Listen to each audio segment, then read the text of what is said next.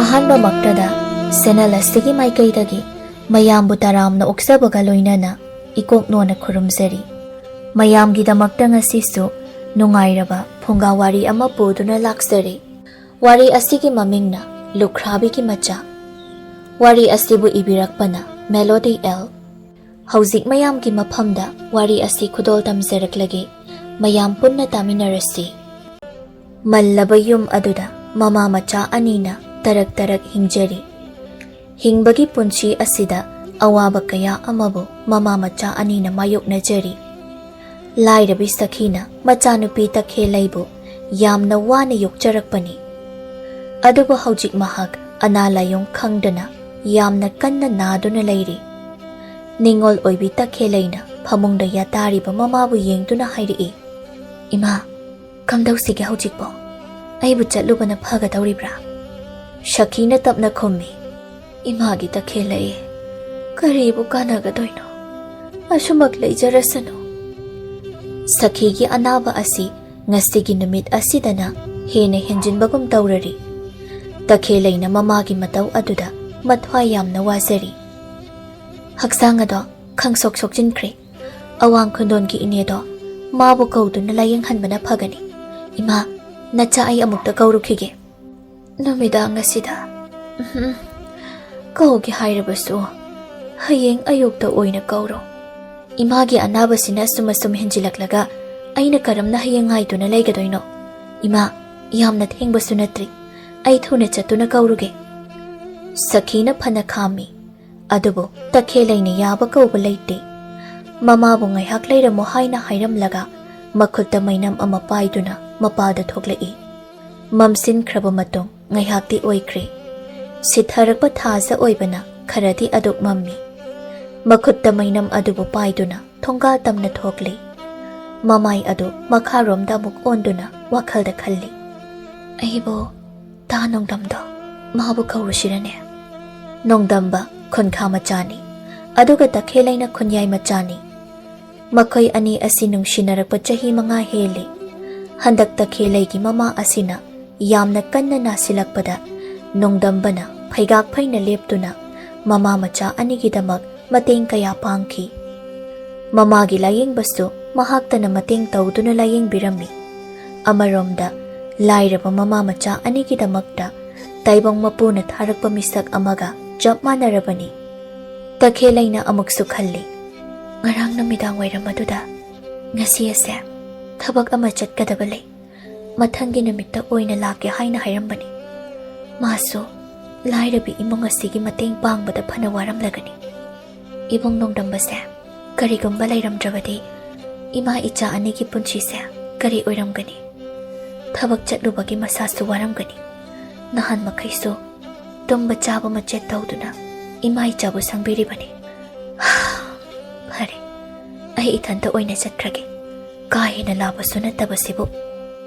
ꯇꯈꯦꯜꯂꯩ ꯃꯃꯥꯏ ꯑꯗꯨ ꯑꯋꯥꯡ ꯑꯃꯨꯛ ꯑꯣꯟꯗꯨꯅ ꯆꯠꯂꯝꯃꯤ꯫ ꯑꯁꯤꯒꯨꯝꯕ ꯑꯃꯝꯕꯗ ꯊꯕꯛ ꯆꯠꯄ ꯇꯥꯔꯕꯗꯤ ꯇꯈꯦꯜꯂꯩꯅ ꯅꯣꯡꯗꯝꯕꯕꯨ ꯍꯦꯛ ꯍꯧꯗꯨꯅ ꯄꯨꯟꯅ ꯆꯠꯃꯤꯟꯅꯕꯅꯤ꯫ ꯅꯣꯡꯗꯝꯕꯁꯨ ꯃꯍꯥꯛꯀꯤ ꯅꯨꯡꯁꯤꯕꯤ ꯇꯈꯦꯜꯂꯩꯒꯤꯅꯤ ꯍꯥꯏꯔꯕꯗꯤ ꯑꯆꯤꯟꯕ ꯊꯕꯛ ꯀꯌꯥ ꯑꯃ ꯂꯩꯔꯕꯁꯨ ꯂꯣꯏꯅ ꯍꯨꯟꯗꯣꯛꯂꯝꯗꯨꯅ ꯇꯈꯦꯜꯂꯩꯒꯤꯗꯃꯛ ꯆꯦꯜꯂꯛꯄꯅꯤ꯫ ꯃꯈꯨꯠꯇ ꯄꯥꯏꯕ ꯃꯩꯅꯝ ꯑꯗꯨꯒꯤ ꯃꯩꯉꯥꯜꯗ ꯃꯈꯣꯡ ꯑꯗꯨ ꯊꯥꯡꯗꯨꯅ ꯆꯠꯂꯤ꯫ ꯈꯨꯜꯂꯛ ꯂꯩꯀꯥꯏ ꯑꯣꯏꯕꯅ ꯅꯨꯃꯤꯠꯅꯕꯨ ꯇꯥꯁꯤꯟꯈ꯭ꯔꯕꯗꯤ ꯁꯣꯔꯣꯛ ꯂꯝꯕꯤꯗ ꯃꯤ ꯀꯌꯥ ꯆꯠꯅꯗꯦ꯫ ꯅꯨꯄꯥꯁꯤꯡ ꯅꯍꯥꯁꯤꯡꯗꯤ ꯃꯔꯛ ꯃꯔꯛꯇ ꯈꯔ ꯑꯗꯨꯛ ꯆꯠꯅꯕ ꯌꯥꯎꯏ꯫ ꯇꯈꯦꯜꯂꯩ ꯇꯨꯃꯤꯟꯅ ꯆꯠꯂꯤ꯫ ꯃꯊꯃꯣꯏꯗ ꯂꯥꯡꯇꯛꯅꯕ ꯑꯃꯗꯤ ꯑꯀꯤꯕ ꯈꯔꯗꯤ ꯐꯥꯎꯔꯤ꯫ ꯑꯗꯨꯕꯨ ꯃꯗꯨ ꯄꯨꯝꯅꯃꯛ ꯇꯨꯡꯑꯣꯏꯅꯗꯨꯅ ꯃꯃꯥꯒꯤꯗꯃꯛ ꯃꯍꯥꯛ ꯆꯠꯂꯤ꯫ ꯑꯋꯥꯡꯂꯣꯝꯒꯤ ꯃꯥꯏꯀꯩ ꯌꯧꯔꯝꯗꯥꯏꯗ ꯂꯝꯕꯤꯒꯤ ꯅꯥꯀꯜꯗ ꯎꯖꯥꯎ 2-3ꯅ ꯄꯔꯤꯡ ꯁꯥꯅ ꯍꯧꯕ ꯃꯐꯝ ꯑꯃꯈꯛ ꯂꯩ꯫ ꯃꯐꯝ ꯑꯗꯨ ꯐꯥꯎꯕ ꯌꯧꯁꯤꯜꯂꯛꯂꯝꯃꯤ꯫ ꯎꯖꯥꯎ ꯑꯗꯨꯒꯤ ꯃꯈꯣꯡꯗ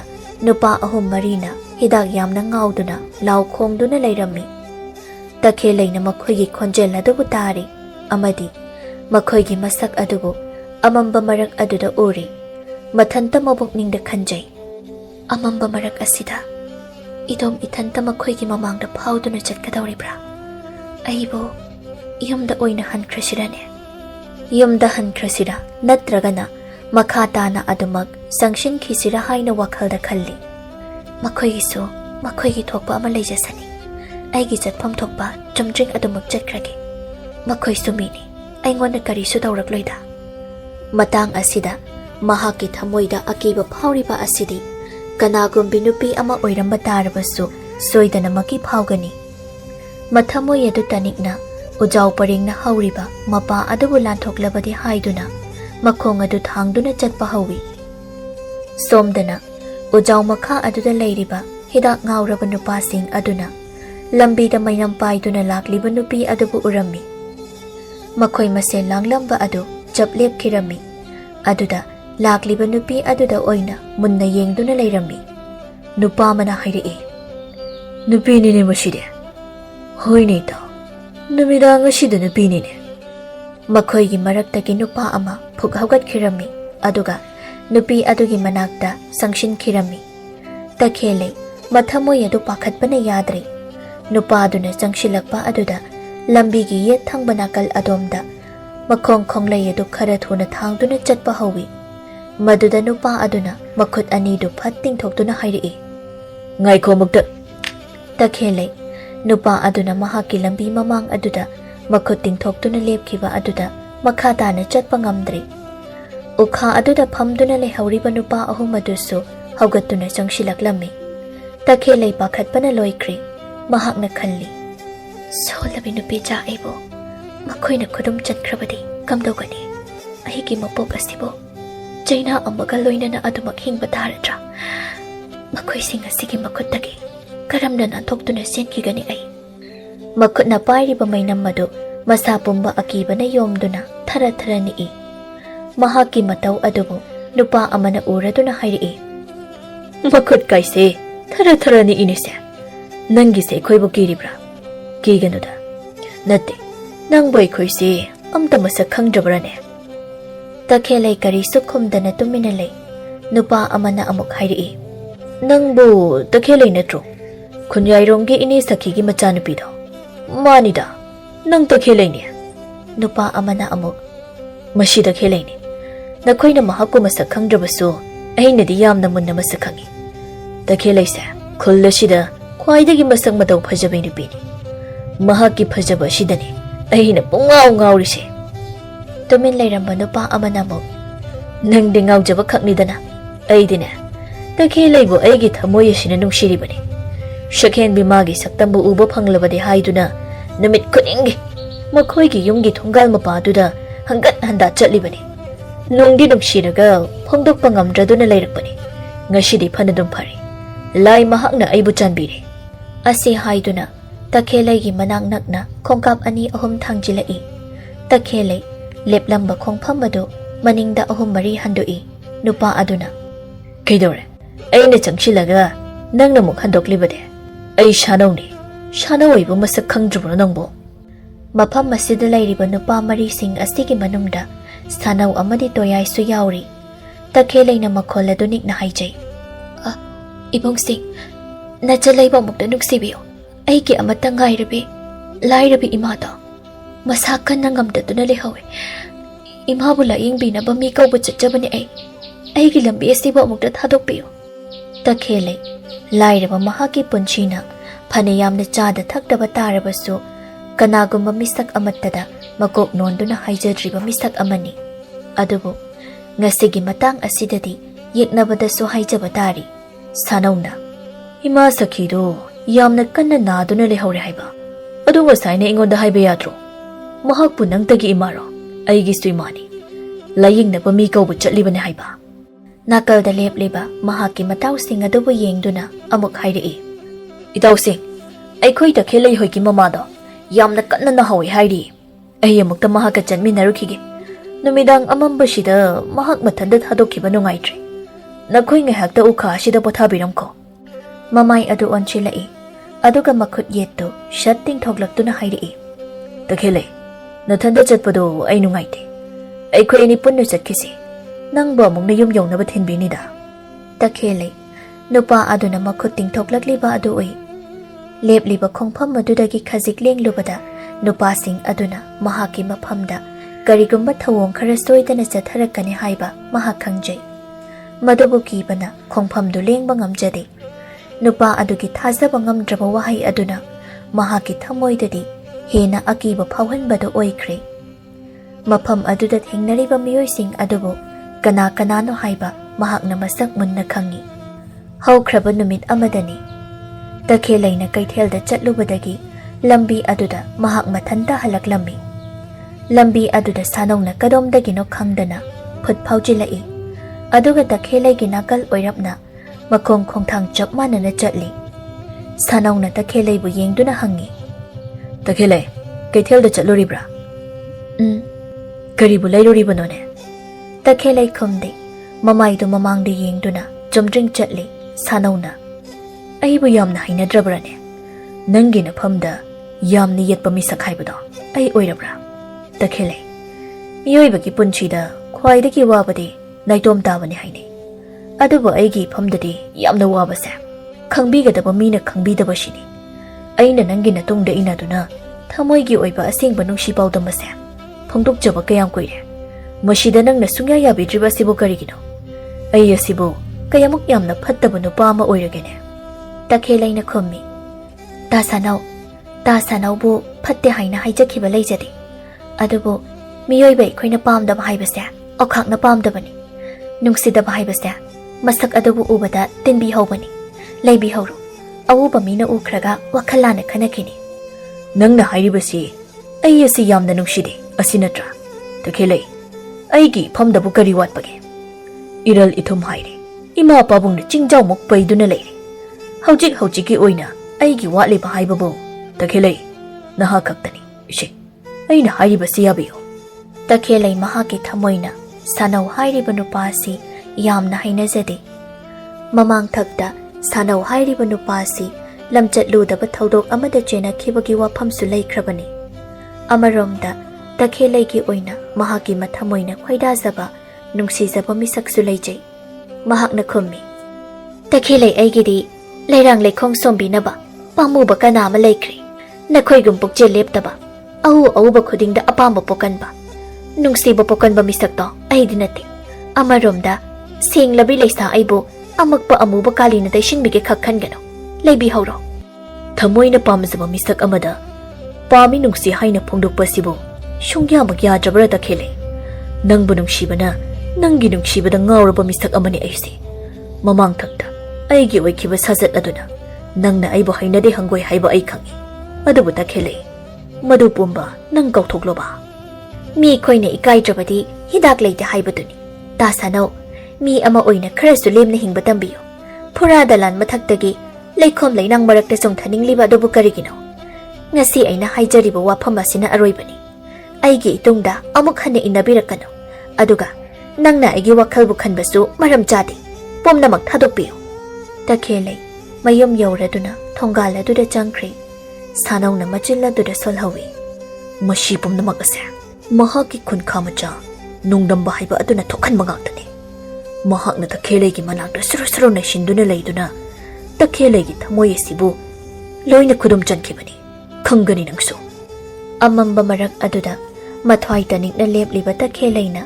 matang aduda mahakpu kanbinaba kanagumba mi amabu laklabadi haina mabukningda khanjai adubu kaujeng harau makholak aduda karamba miyoinadi laklugani mahakna sanaugi maphamda kayarak haijai adubu takhelai sadanbagi makhuda takhrabi saji amongumle makhol thokna lauge haina khallabasu kholau aduna maram oiduna mahaki punsi se arembada mangane haina amuk khanjai sanawna tingthoklakliba makhut aduna takhelai gi makhudang aduda tap paishilli takhelai khangprek khangi makhutta pairamba mainam adusu laibak makhada takhirami sanawna takhelai gi makhut khudang adu paiduna jingba hotnei takhelai na kanna yali ta sanau adumna tobigano aigi khudang ase thadokpiyo aibu na chalmakni khanbiduna nuksibiyo aibu mukta thadokpiyo sanawna matau sing aduda yengduna hairi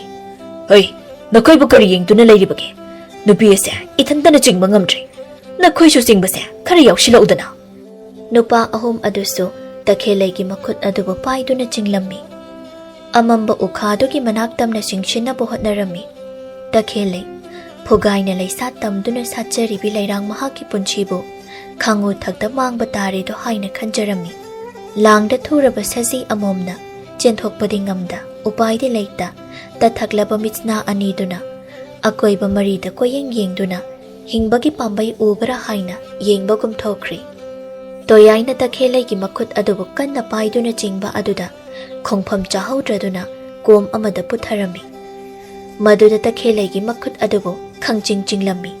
Takhelai ukha adugi nakalda lairiba achaubu nung machil tumba aduda makok adu yeshinduna tarami. Makhol khonjel amaga loinana laimaida haithakirami. Makok aduda nung machil tumba aduna yeshinbagi I mayam ama thoklammi. Nupa amana madubu uraduna hairi. Ida, takhelai se nungda makok yeshinbagi I thokle. Sanongna, ha, kari haiba. I thokle haiba. Toyai so haugatuna yengi. Takhelai gi makoktagi I mayam ama thoktuna mafam aduda koichai chaiduna lairibadu uri. Takhelai di makok aduda saphu kana yeshin kiba aduda wakhal taadana lekthakirami. Toyaina hairi. Ida, kamdosige. Soidana khangnarakpa tari. Takhelai se hadokrasira. Nupa amana khumbi. Maduna chungkani. Takhelai na khunja miyamda aikhoina ngasi tawriba thawongsinga se karigumba haidoraklabadi aikoi soidana awafamda tagani. Sanauna amuk hairi. Nupi amana mahaki ijatpu yamna thagwangna thambani. Makhoigi masada yeknaba tingkhang tumbongna thinkiba tarabasu madugi chainadu kana amatada haidoknadi. Mado mathanta khangjabani. Takhelaina kanadasu mahaki punchigi amubu wari asibu tamthokloi. Toyaina maduna nangi wanidana. Nangnade takhelaibu nungshiri. Takhelainadi nangbu nungshibra. Magi nongtamba haiba nupaduga makhoi anina nangi namangda lenaba natro. Karigi nangna mahaki khangadawribano. Mahakbu hatkibashina aikhoigi afaba soidana oigani. Nupasing aduna takhelaibu hatlasi haina khanaduna leiba matam asida awanglomgi lambi aduda nupa amana lauduna chelaklibado makhoi marina urambi. Minine he. Kamdogane aikoi soidana khangkiba tari. Mahaki se aikhoibu uba mali. Mahakna lauriba se aikhoidu mali. Kamdosige. Ida thawai hingnaba aikoi chengkrasi. Takhelai na magi thokpa ama. Nupasina aikhoibu masak khangkiba thoklabadi khudong thiragani.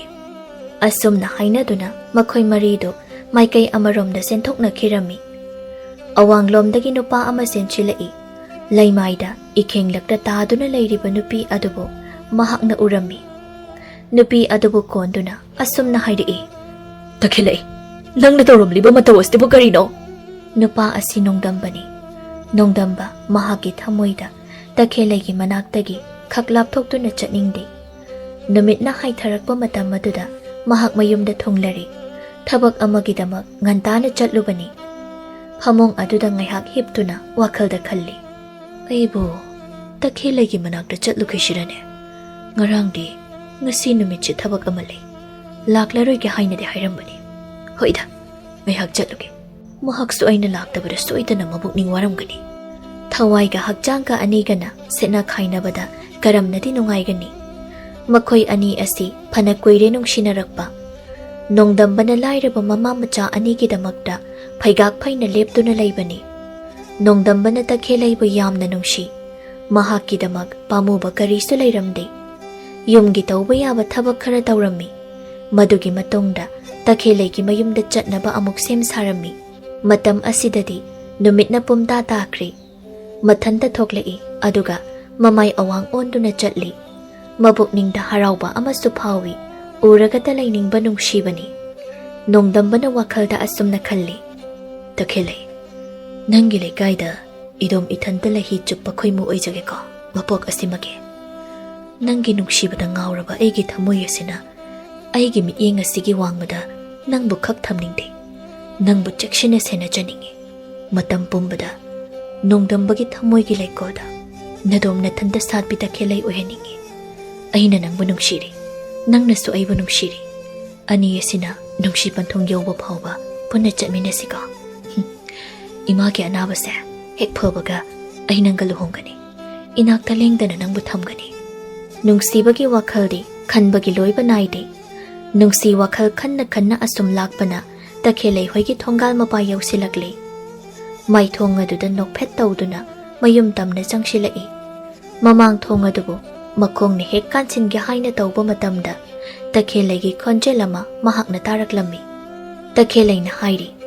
Hakchang ado khangsok sokjinkhri. Awang khundon gi ine do mabu kauduna yenghanbana phagani. Ima nacha ai amukta kaurukhige. Wafam asibu tabada nongdambana khalli. Ima se anaba muk henjilaba mali. Ine do aina oina chattuna kaururage. Takhelai ni ima sibu sena jahurasano.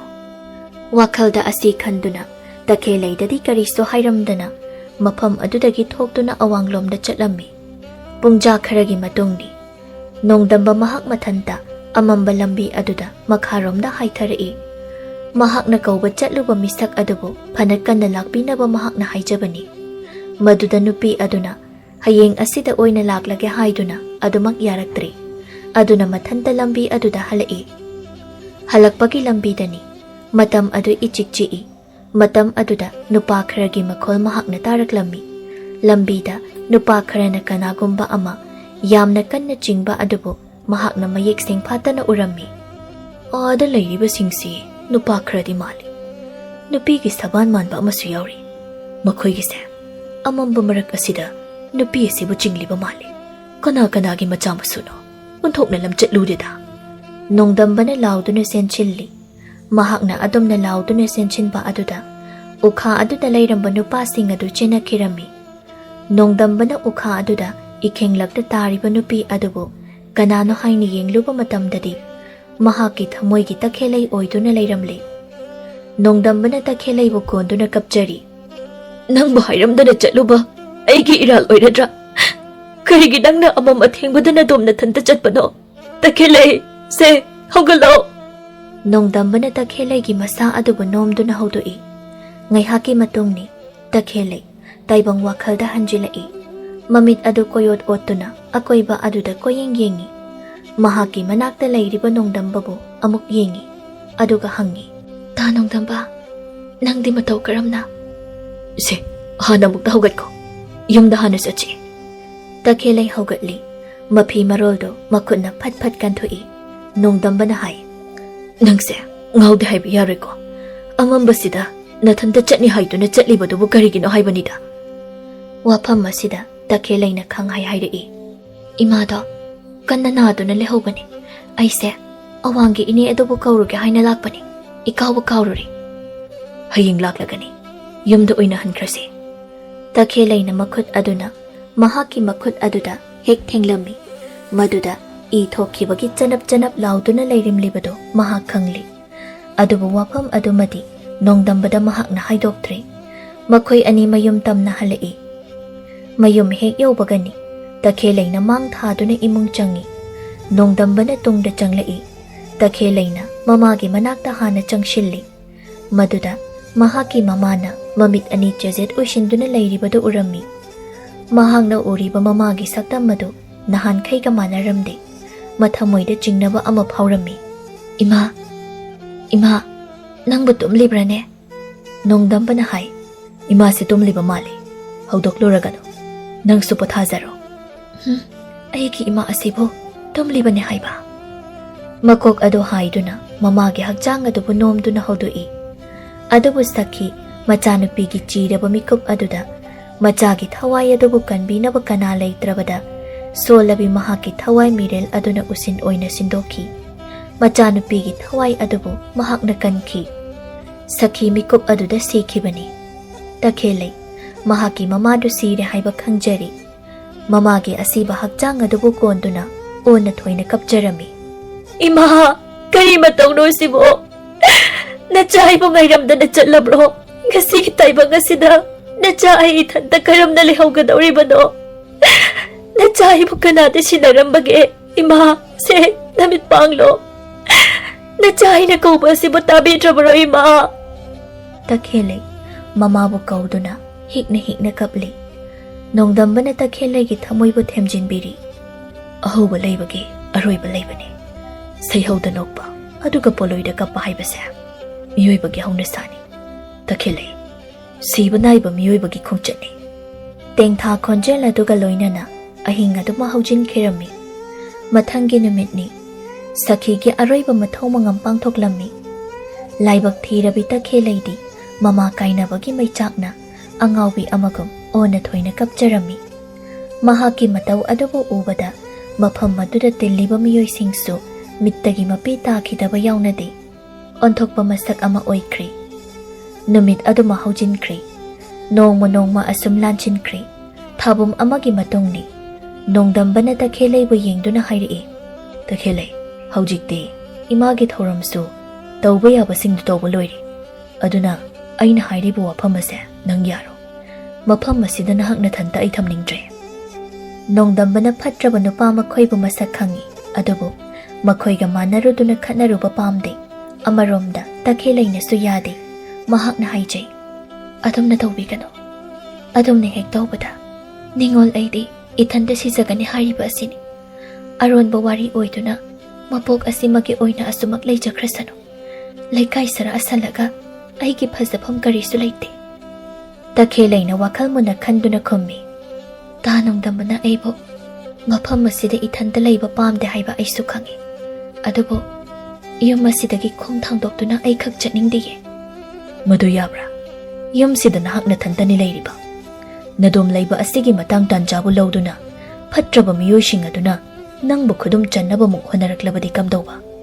ꯃꯗꯨꯗ ꯃꯥꯡꯖꯒꯗꯧꯔꯤꯕꯁꯦ ꯑꯩ ꯏꯊꯟꯇꯅꯤ꯫ ꯅꯪꯅ ꯑꯃꯨꯛ ꯈꯟꯗꯨꯅ ꯂꯩꯔꯒꯅꯨ꯫ ꯉꯁꯤ ꯆꯠꯈ꯭ꯔꯁꯤ, ꯑꯩ ꯅꯪꯕꯨ ꯄꯨꯔꯒꯦ꯫ ꯇꯈꯦꯜꯂꯩ ꯅꯣꯡꯗꯝꯕꯒꯤ ꯃꯔꯨꯝ ꯊꯨꯞꯅ ꯍꯤꯡꯂꯕꯗꯤ ꯃꯍꯥꯛꯀꯤ ꯄꯨꯟꯁꯤꯗꯣ ꯅꯨꯡꯉꯥꯏ ꯌꯥꯏꯐꯅ ꯍꯤꯡꯒꯅꯤ ꯍꯥꯏꯕ ꯊꯥꯖꯩ꯫ ꯃꯍꯥꯛꯅ ꯅꯣꯡꯗꯝ ꯊꯤꯔꯕꯤ ꯃꯍꯥꯛꯀꯤꯗꯃꯛ ꯈꯣꯡꯐꯝ ꯂꯦꯡꯗꯅ ꯆꯤꯡꯖꯥꯎꯒꯨꯝꯅ ꯂꯦꯞꯇꯨꯅ ꯂꯩ ꯍꯥꯏꯕꯁꯨ ꯈꯪꯏ꯫ ꯃꯍꯥꯛꯀꯤ ꯊꯃꯣꯏ ꯂꯩꯀꯣꯜꯗ ꯐꯨꯒꯥꯏꯅ ꯂꯩꯁꯥ ꯇꯝꯂꯨꯔꯒꯦ ꯍꯥꯏꯅ ꯃꯍꯥꯛꯅ ꯈꯜꯂꯤ꯫ ꯃꯇꯝꯒꯤ ꯑꯉꯥꯎꯕ ꯈꯣꯏꯃꯨꯕꯨ ꯀꯤꯖꯕ ꯇꯈꯦꯜꯂꯩ ꯀꯧꯕꯤ ꯂꯩꯔꯥꯡꯅ ꯄꯥꯃꯨ ꯃꯍꯥꯛꯀꯤ ꯂꯩꯀꯣꯜꯗ ꯀꯦꯀꯨ ꯂꯣꯠꯇꯨꯅ ꯃꯍꯥꯛꯇꯒꯤ ꯑꯣꯏꯅ ꯂꯩꯁꯥ ꯇꯝꯗꯨꯅ ꯂꯩꯔꯒꯦ ꯅꯤꯡꯂꯤ꯫ ꯅꯣꯡꯗꯝꯕꯅ ꯇꯈꯦꯜꯂꯩꯕꯨ ꯃꯈꯨꯗꯥꯡ ꯑꯗꯨꯕꯨ ꯄꯥꯏ, ꯑꯗꯨꯒ ꯃꯈꯣꯡ ꯈꯣꯡꯊꯥꯡ ꯑꯗꯨ ꯊꯥꯡꯗꯨꯅ ꯆꯠꯂꯤ꯫ ꯇꯈꯦꯜꯂꯩꯁꯨ ꯋꯥ ꯑꯃꯠꯇ ꯍꯥꯏꯗ ꯇꯨꯃꯤꯟꯅ ꯏꯟꯅꯔꯤ꯫ ꯏꯈꯦꯡꯂꯛꯇ ꯁꯥꯠꯄꯤ ꯇꯈꯦꯜꯂꯩꯅꯤ꯫ ꯋꯥꯅ ꯄꯨꯟꯁꯤ ꯍꯧꯔꯛꯈꯤꯕ ꯂꯩꯔꯥꯡ ꯃꯍꯥꯛꯅꯤ꯫ ꯂꯩꯔꯥꯡ ꯂꯩꯈꯣꯡ ꯁꯣꯝꯕꯤꯅꯕ ꯀꯅꯥ ꯂꯩꯔꯔꯣꯏꯗ꯭ꯔꯥ ꯍꯥꯏꯅ ꯋꯥꯖꯈꯤꯕ ꯃꯍꯥꯛꯀꯤ ꯊꯃꯣꯏꯗꯣ ꯉꯁꯤꯗꯤ ꯃꯣꯃꯣꯟ ꯅꯣꯛꯆꯔꯤ꯫ ꯊꯃꯣꯏꯗ ꯅꯣꯛꯄ ꯃꯣꯃꯣꯟ ꯃꯤꯅꯣꯛ ꯑꯗꯨꯅ ꯃꯍꯥꯛꯇꯕꯨ ꯅꯨꯡꯁꯤ ꯍꯥꯏꯔꯔꯤ꯫ ꯑꯄꯥꯝ ꯅꯨꯡꯁꯤ ꯂꯝꯕꯤ ꯑꯗꯨꯗ ꯈꯨꯠꯀ ꯄꯥꯂꯣꯏꯅ ꯄꯥꯃꯨ ꯃꯍꯥꯛꯀꯤ ꯁꯪꯒꯥꯏ ꯇꯝꯅ ꯆꯠꯃꯤꯟꯅꯈꯤꯔꯝꯃꯤ꯫ ꯋꯥꯔꯤ ꯑꯁꯤꯒꯤ ꯃꯃꯤꯡꯅ ꯍꯤꯡꯆꯥꯕꯤ ꯃꯧ꯫ ꯋꯥꯔꯤ ꯑꯁꯤꯕꯨ ꯏꯕꯤꯔꯛꯄꯅ ꯃꯣꯅꯥ ꯍꯤꯖꯝ꯫ ꯑꯌꯤꯡꯕꯤ ꯃꯆꯥꯅꯨꯄꯥ ꯆꯍꯤ 5-6 ꯁꯨꯔꯕ ꯑꯃ ꯂꯩꯔꯤ꯫ ꯃꯆꯤꯡ ꯌꯥꯝꯅ ꯐꯠꯇꯕ, ꯃꯆꯤꯜ ꯌꯥꯝꯅ ꯀꯟꯕ, ꯇꯧꯉꯝꯕꯤ ꯅꯨꯄꯤ ꯍꯥꯏꯕꯗꯣ ꯃꯍꯥꯛ ꯑꯣꯏ꯫ ꯌꯨꯝꯗꯨꯗ ꯍꯧꯖꯤꯛꯀꯤ ꯑꯣꯏꯅ ꯃꯅꯦꯝꯒ ꯃꯆꯥꯅꯨꯄꯥꯒ ꯃꯈꯣꯏ 3 ꯂꯩ꯫ ꯃꯄꯨꯔꯣꯏꯕ ꯊꯦꯝꯕꯗꯤ ꯂꯪꯐꯩꯗ ꯊꯕꯛ ꯁꯨꯕꯒꯤ ꯂꯩꯈꯤ꯫ ꯅꯨꯡꯊꯤꯜꯅꯤ꯫ ꯃꯆꯥꯅꯨꯄꯥ ꯊꯣꯏꯕꯗꯤ ꯁꯥꯟꯅꯕ ꯆꯠꯈꯤ꯫ ꯑꯌꯤꯡꯕꯤ ꯄꯨꯝꯈꯩ ꯇꯨꯝꯕ ꯌꯥꯕ ꯇꯨꯝꯂꯨꯔꯕ ꯃꯇꯨꯡꯗ ꯍꯧꯒꯠꯂꯛꯏ꯫ ꯃꯄꯥꯜꯗ ꯊꯣꯛꯂꯛꯏ꯫ ꯏꯁ! ꯅꯨꯡꯁꯥꯁꯤꯗꯤ ꯑꯣꯟꯊꯣꯛꯅꯁꯨ ꯁꯥꯈ꯭ꯔꯦꯗ ꯇꯧꯔꯤꯁꯦ꯫ ꯄ꯭ꯔꯣꯛ ꯄ꯭ꯔꯣꯛ ꯍꯦꯛ ꯆꯥꯈꯩ ꯁꯥꯏ ꯋꯥꯅꯤ꯫ ꯈꯥꯡ ꯂꯥꯛꯄꯒ ꯉꯝꯕ ꯖꯥꯠ ꯅꯠꯇꯦꯗ꯫ ꯀꯝꯗꯧꯅꯤ ꯁꯤꯗꯤ? ꯃꯥꯒꯤ ꯃꯅꯦꯝ ꯄꯥꯛꯄꯤꯗꯤ ꯁꯪꯒꯣꯏ ꯑꯗꯨꯗ ꯐꯛ ꯑꯃ ꯊꯥꯗꯨꯅ ꯍꯤꯞꯂꯤ꯫ ꯅꯨꯡꯁꯥ ꯁꯥꯃꯜꯂꯕ ꯑꯗꯨꯗ ꯇꯧꯐꯝ ꯈꯪꯗ꯭ꯔꯗꯨꯅ ꯃꯍꯥꯛꯁꯨ ꯍꯤꯞꯂꯤꯕꯅꯤ꯫ ꯐꯅꯦꯛ ꯑꯗꯨꯅ ꯐꯤꯗꯣꯜ ꯆꯤꯡꯈꯠꯂꯤ, ꯐꯨꯔꯤꯠ ꯂꯤꯠꯇꯦ꯫ ꯃꯅꯥꯛꯇ ꯐꯗꯤ ꯑꯆꯣꯠꯄ ꯊꯝꯃꯤ, ꯍꯥꯏꯖꯩ, ꯁꯥꯈ꯭ꯔꯦ, ꯑꯣꯟꯊꯣꯛꯅ ꯁꯥꯈ꯭ꯔꯦ ꯇꯧꯔꯤꯁꯦ꯫ ꯈꯥꯡ ꯂꯥꯛꯄꯒ ꯉꯝꯗꯦ ꯍꯥꯏꯕꯅꯤ꯫ ꯑꯁꯨꯛ ꯁꯥꯕ ꯅꯨꯡꯁꯥꯁꯤꯕꯨ ꯀꯔꯤꯅꯣ?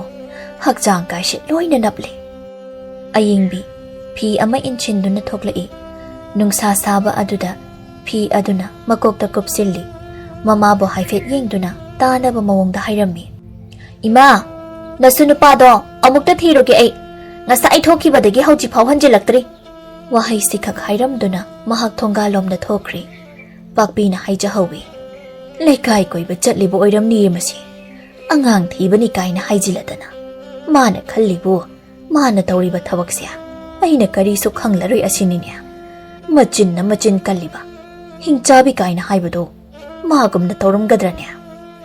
ꯑꯌꯤꯡꯕꯤ ꯑꯁꯨꯝ ꯂꯥꯛꯏ꯫ ꯃꯆꯥꯅꯨꯄꯥ ꯊꯤꯕꯒꯤ ꯅꯃꯥꯗ ꯂꯩꯀꯥꯏ ꯀꯣꯏꯕꯅꯤ ꯃꯍꯥꯛꯅ ꯆꯠꯂꯤꯕ ꯑꯁꯤ꯫ ꯂꯩꯀꯥꯏꯒꯤ ꯃꯆꯦ ꯔꯥꯙꯥ ꯍꯣꯏꯗ ꯃꯍꯥꯛ ꯆꯠꯂꯤ꯫ ꯃꯌꯨꯝꯗ ꯆꯪꯏ꯫ ꯃꯈꯣꯏꯒꯤ ꯁꯪꯒꯣꯏꯗ ꯅꯨꯄꯤ 2 ꯂꯩꯔꯝꯃꯤ꯫ ꯑꯌꯤꯡꯕꯤꯅ ꯍꯦꯛꯇ ꯀꯧꯏ꯫ ꯏꯆꯦ ꯇꯣꯝꯕꯤꯅꯧ, ꯅꯪꯁꯨ ꯂꯩꯔꯝꯃꯤꯗꯅ? ꯑꯌꯤꯡꯕꯤ, ꯅꯪ ꯂꯥꯛꯂꯤꯕ꯭ꯔꯣ? ꯆꯪꯉꯣ. ꯍꯣꯏ ꯏꯆꯦ. ꯁꯦ ꯁꯤꯗ ꯐꯝꯃꯨ꯫ ꯊꯥꯔꯤꯕ ꯐꯛꯇꯨꯗ ꯐꯝꯊꯩ꯫ ꯔꯥꯙꯦꯅ ꯍꯥꯏꯔꯛꯏ, ꯅꯨꯡꯁꯥ ꯁꯥꯃꯟꯕ ꯑꯁꯤꯗ ꯈꯥꯡ ꯂꯥꯛꯄ ꯉꯝꯗ꯭ꯔꯗꯨꯅꯅꯦ ꯍꯩ ꯃꯦꯠꯄ ꯆꯥꯒꯦ ꯍꯥꯏꯅ ꯇꯧꯔꯝꯂꯤꯕꯅꯤ꯫ ꯏꯆꯦ, ꯁꯤꯗꯤ ꯍꯩꯈꯥꯅꯤꯅ ꯑꯃꯠꯇꯕꯨ ꯆꯥꯒꯦ꯫ ꯑꯁꯤ ꯍꯥꯏꯗꯨꯅ ꯂꯩꯔꯤꯕ ꯍꯩꯈꯥ ꯑꯗꯨꯗꯒꯤ ꯑꯃ ꯂꯧꯗꯨꯅ ꯃꯌꯥꯗ ꯊꯣꯛ ꯍꯨꯛꯆꯤꯜꯂꯤ꯫ ꯃꯌꯥꯅ ꯑꯃꯨꯛꯇꯪ ꯆꯤꯛꯏ, ꯃꯃꯤꯠ ꯅꯥꯝꯃ ꯎꯏꯁꯤꯟꯗꯨꯅ, ꯁꯤꯜꯂꯤꯍꯦ ꯏꯆꯦ ꯁꯤꯗꯤ꯫ ꯅꯃꯤꯠ ꯅꯅꯥꯒ ꯁꯤꯡꯗ꯭ꯔꯣ? ꯇꯣꯝꯕꯤꯅꯧꯅ ꯑꯃꯨꯛ ꯍꯥꯏ꯫ ꯌꯨꯝꯗ ꯂꯩꯔꯝꯕꯅꯦ ꯑꯩꯁꯦ, ꯅꯨꯡꯁꯥꯅꯒ ꯁꯥꯕ ꯑꯁꯤꯗ ꯑꯁꯨꯝ ꯇꯨꯝꯅꯤꯡꯂꯛꯂꯕ꯫ ꯃꯁꯤꯗꯤ ꯀꯥꯟꯅꯔꯔꯣꯏ ꯍꯥꯏꯗꯨꯅ ꯔꯥꯙꯦ ꯍꯣꯏꯗ ꯆꯠꯂꯨꯔꯒ ꯍꯩ ꯃꯦꯠꯄ ꯆꯥꯔꯨꯔꯒꯦ ꯍꯥꯏꯗꯅ ꯍꯦꯛꯇ ꯂꯥꯛꯂꯤꯕꯅꯤ꯫ ꯍꯣꯏ ꯏꯆꯦ, ꯑꯩꯁꯨ ꯌꯨꯝꯗ ꯇꯧꯐꯝ ꯈꯪꯗ꯭ꯔꯗꯨꯅ ꯁꯤꯗ ꯂꯥꯛꯂꯤꯕꯅꯤ꯫ ꯔꯥꯙꯦꯅ, ꯑꯗꯨꯗꯤ ꯑꯩ ꯍꯩꯁꯦ ꯃꯦꯠꯂꯛꯂꯒꯦꯀꯣ꯫ ꯔꯥꯙꯦꯅ ꯍꯩ ꯃꯦꯠꯂꯤ꯫ ꯃꯦꯠꯅ ꯃꯈꯣꯏ ꯋꯥꯔꯤ ꯁꯥꯅꯩ꯫ ꯇꯣꯝꯕꯤꯅꯧꯅ ꯑꯃꯨꯛ ꯍꯥꯏꯔꯛꯏ, ꯑꯌꯤꯡꯕꯤ, ꯏꯅꯦꯗꯨꯕꯨ ꯅꯥꯏ ꯀꯥꯏꯅ ꯇꯧꯈꯤꯕꯗꯨꯕꯨ ꯈꯔ ꯐꯈ꯭ꯔꯕ꯭ꯔꯣ? ꯐꯈ꯭ꯔꯦꯗ ꯏꯆꯦ, ꯅꯥꯔꯒ ꯁꯤꯔꯗꯕꯣꯏ ꯅꯤꯡꯉꯨꯕꯅꯤ, ꯑꯅꯥꯕꯒꯁꯨ ꯑꯩ ꯍꯦꯛꯇ ꯐꯈꯤꯗ꯫ ꯀꯔꯝꯅꯅꯣꯅꯦ? ꯑꯩꯈꯣꯏꯗꯤ ꯏꯅꯦꯒꯤ ꯑꯅꯥꯕꯗꯣ ꯍꯟꯗꯛꯇꯤ ꯐꯤꯕꯝ ꯈꯔ ꯂꯨꯏ ꯍꯥꯏꯅ ꯍꯥꯏꯅꯔꯤꯕꯅꯤꯅꯦ꯫ ꯍꯣ, ꯑꯗꯨꯕꯨꯗꯤ ꯀꯩ ꯑꯣꯏꯅꯤ ꯏꯆꯦ, ꯃꯤ ꯐꯠꯇꯕꯅꯤꯅ ꯑꯣꯠꯂꯤꯕꯅꯤꯗꯅ꯫ ꯃꯥꯒꯤꯁꯦ ꯑꯩꯕꯨ ꯑꯣꯠꯂꯤꯕꯅꯤ꯫ ꯅꯥꯔꯦ ꯍꯥꯏꯗꯨꯅ ꯐꯃꯨꯡꯗ ꯀꯨꯟꯗꯨꯅ ꯂꯩꯈ꯭ꯔꯅꯤ, ꯃꯊꯤ ꯃꯌꯨꯡ ꯑꯗꯨꯅ ꯑꯩꯅ ꯂꯣꯏꯅ ꯁꯨ ꯆꯥꯝꯂꯤꯕ꯫ ꯇꯟꯗ꯭ꯔꯥ ꯑꯗꯨꯕꯨ ꯅꯪꯕꯣ? ꯑꯩ ꯑꯣꯏꯗꯤ ꯇꯧꯖꯔꯣꯏꯀꯣ ꯑꯌꯤꯡꯕꯤ꯫ ꯑꯩꯅ ꯍꯦꯟꯅ ꯇꯜꯂꯤꯕꯅꯤ ꯏꯆꯦ, ꯑꯗꯨꯕꯨ ꯀꯔꯤ ꯎꯄꯥꯏ ꯂꯩ? ꯏꯍꯨꯠ ꯏꯔꯦꯡ ꯁꯤꯟꯕꯤꯅꯕ ꯌꯨꯝꯗꯨꯗ ꯀꯅꯥ ꯂꯩ? ꯄꯨꯝꯅꯃꯛ ꯑꯩꯉꯣꯟꯗ ꯂꯣꯏꯅ ꯇꯥꯏ꯫ ꯑꯗꯨꯕꯨꯗꯤ ꯆꯨꯝꯃꯤꯅꯦ, ꯃꯆꯥꯅꯨꯄꯥꯗꯣ ꯊꯦꯝꯕ ꯈꯛꯇꯅꯤ꯫ ꯑꯌꯤꯡꯕꯤ, ꯑꯃꯔꯣꯝꯗꯗꯤ ꯃꯊꯟꯇ ꯄꯣꯛꯄ ꯃꯆꯥꯗ ꯌꯨꯝ ꯄꯥꯟꯕꯁꯦ ꯀꯥꯟꯅꯗꯦꯀꯣ? ꯀꯥꯟꯅꯗꯦ, ꯁꯨꯡꯀꯥꯟ ꯍꯦꯛ ꯀꯥꯟꯅꯗꯦ꯫ ꯃꯥꯒꯤ ꯁꯦꯕꯥꯕꯨ ꯇꯧꯒꯗ꯭ꯔꯥ, ꯌꯨꯝꯒꯤ ꯀꯨꯞꯅꯣꯝꯁꯤꯡꯕꯨ ꯂꯣꯏꯁꯤꯟꯒꯗ꯭ꯔꯥ?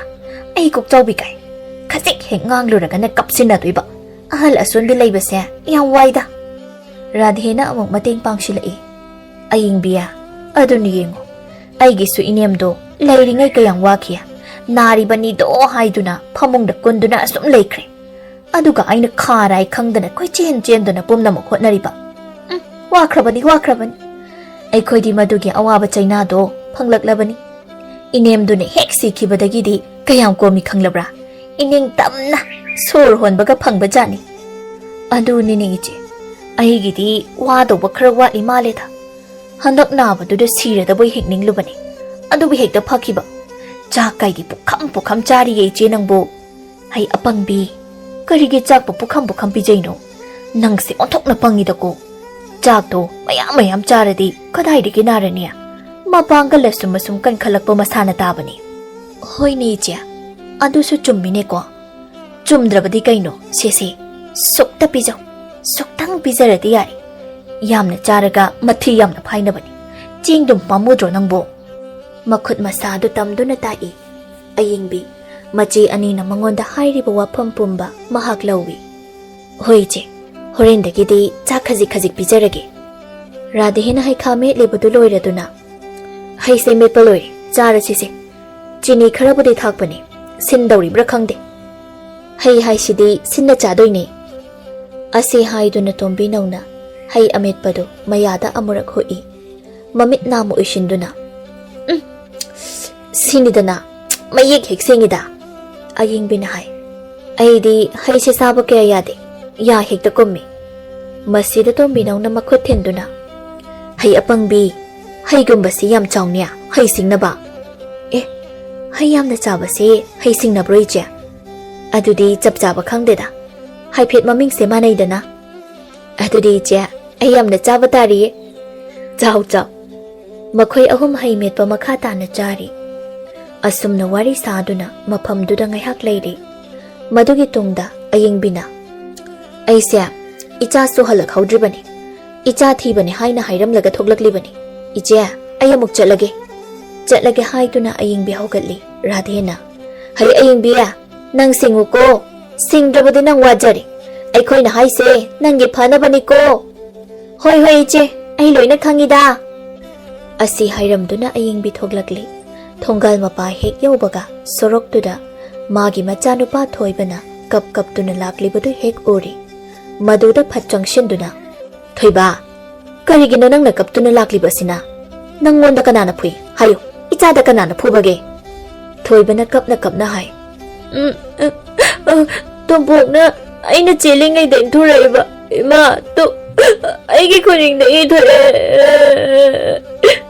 Asi haiduna makhut khuningduga makhong khurudaga ithoklibadu thangdoktuna utli. Ayingbi machanupagi masada ithoklibadu ubada mahak khangsaw sawi. He asumne hek toba. Magi sidi aigi ichasibu hekta halage haina tobani. Khangoitrado thoiba law hojik ma makhoi de sachi. Imania topok to phuge. Igi ingak ta ngai haiwani. Ayingbi machada sokpaduda asawba amaga loinana mahak machanupabu puduna tathot hoida chatli. Tathot hoigi mayum yauraduna prap changshilli. Mangolduda tathot phi sari. Magi manakta machanupa tompok leiri. Ayingbini hekta khol wangna hai. Hai tompok! Nang sida thoklau. Karigina? Nang na aigi ichawa inthoriba. Sida thuna thoklau nang. Tathot ying thoraktuna. Ayingbia, kari taurabage? Ho nangi na chanupasina aigi ichanupasi inthure ye. Tu! Makut khuningda makhuruda I thoklibasi yengo.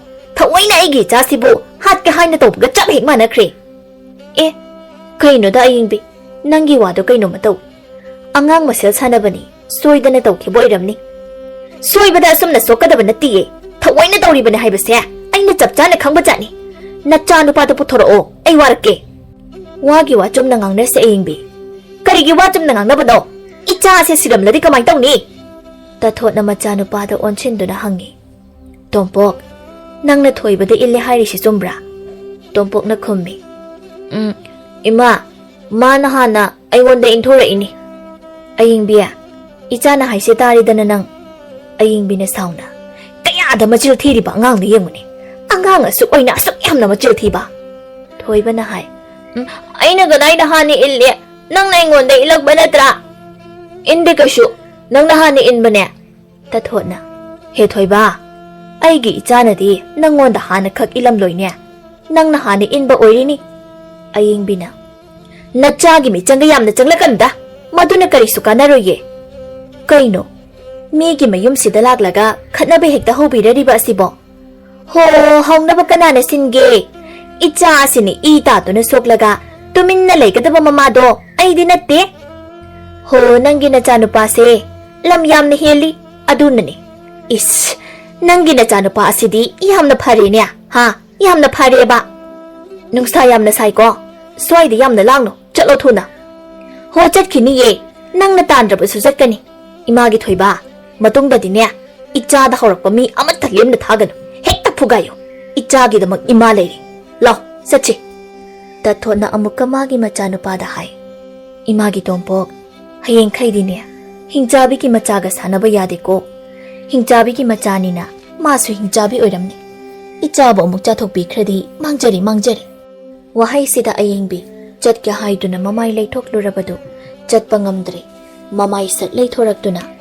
Hai, hojiki to kari haibano. Ai ba hingchabi kaina. Hai, hingchabi di nang ninya nang. Masida tathona haiphet noktuna. Ha hayo. Mi singse aseng ba achum ba hairadi sawe haibada chumkhreda ko. Hingchabi di nya nang ni nei bema. Noktum nokningi tawrisi aidi. Yumgi mau ama oiraga maku maninggi seba tawgani khangdaba. Laikai koiduna higai wangangduna leiba nupido. Aikhoidi nachadrabado. Nangki se tasingna ingonda haurenya ha. Hoi khoidi somda haijaba natiye. Mi amada haijaba. Pahanbu panra kaino. Aduk sauriba sina. Phai haisini. Tanja chaba kanda ayengbi kanano haibase. Sapchana khanghanba taridana. Thoiba lao chalasi. Swaida koina leiba haunade. Asi haiduna machanupabu chingduna thuna thoki. Tathona haijahawi. Kari thoi haiduna tawja sarinu khangdene. Lai mayeng janingkhidre.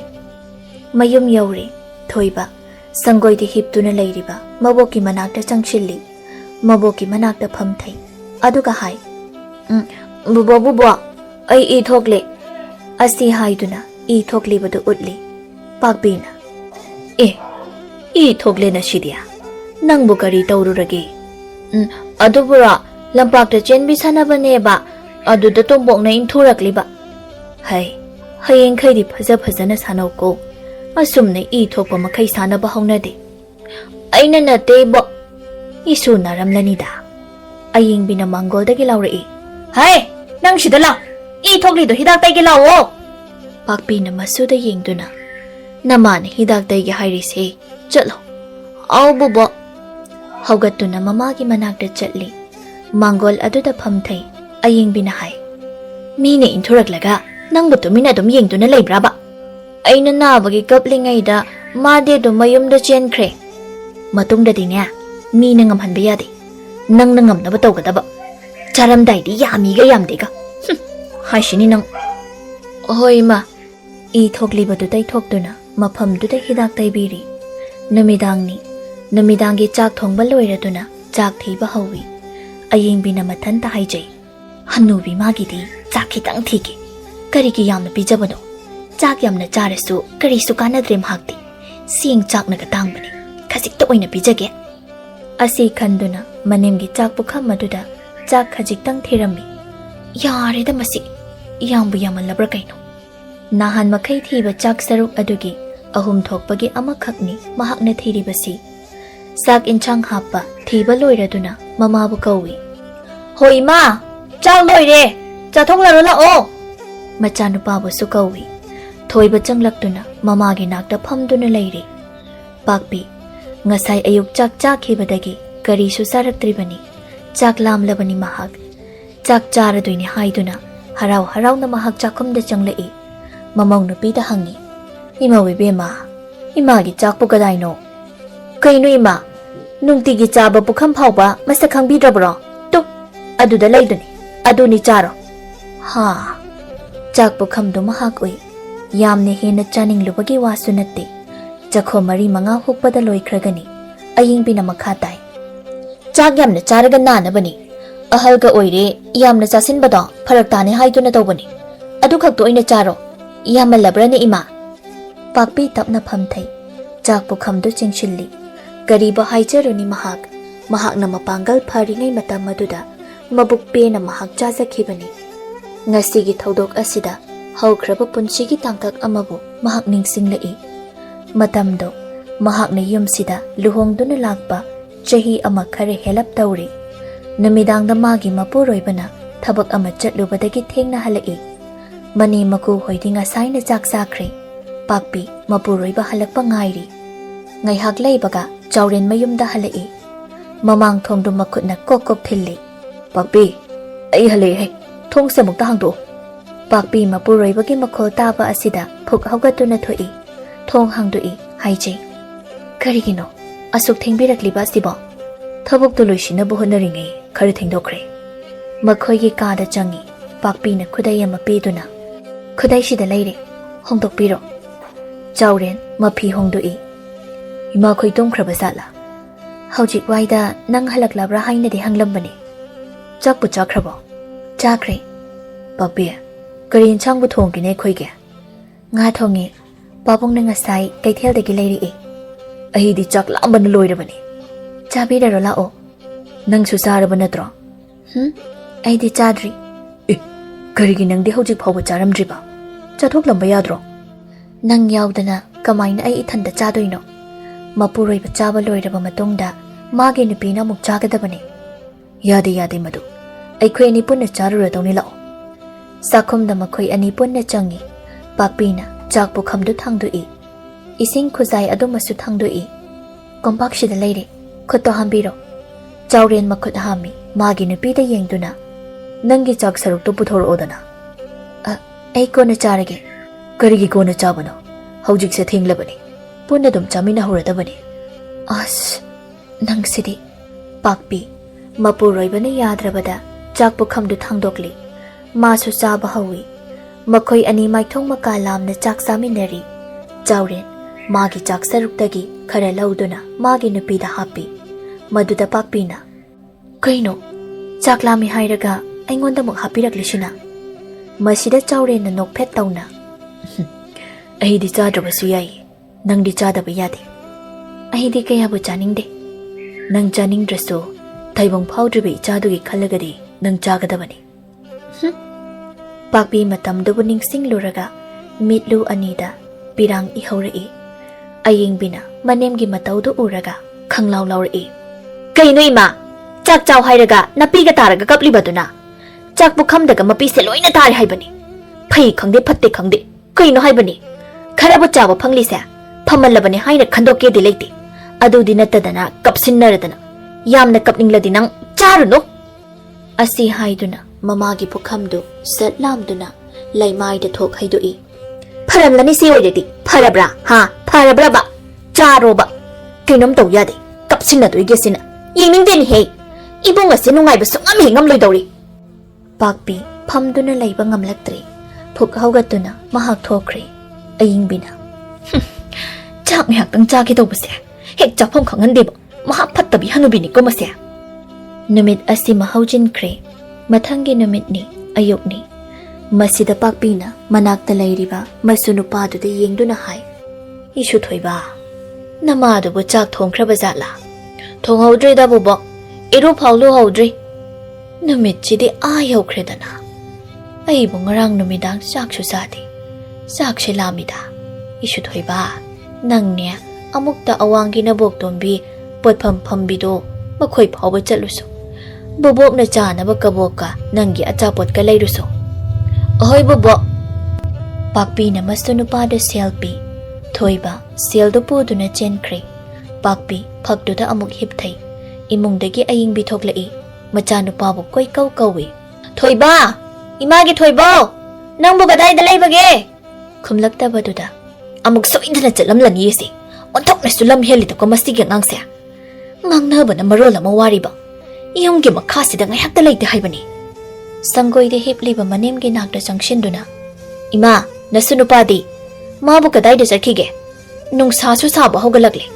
ꯑꯩꯅ ꯌꯨꯝꯒꯤ ꯃꯈꯥꯗ ꯂꯩꯌꯨ, ꯆꯠꯊꯣꯛꯀꯅꯣ ꯍꯥꯏꯅ ꯍꯥꯏꯕꯁꯦ ꯃꯥꯅ ꯈꯛ ꯌꯥꯗꯦꯕ.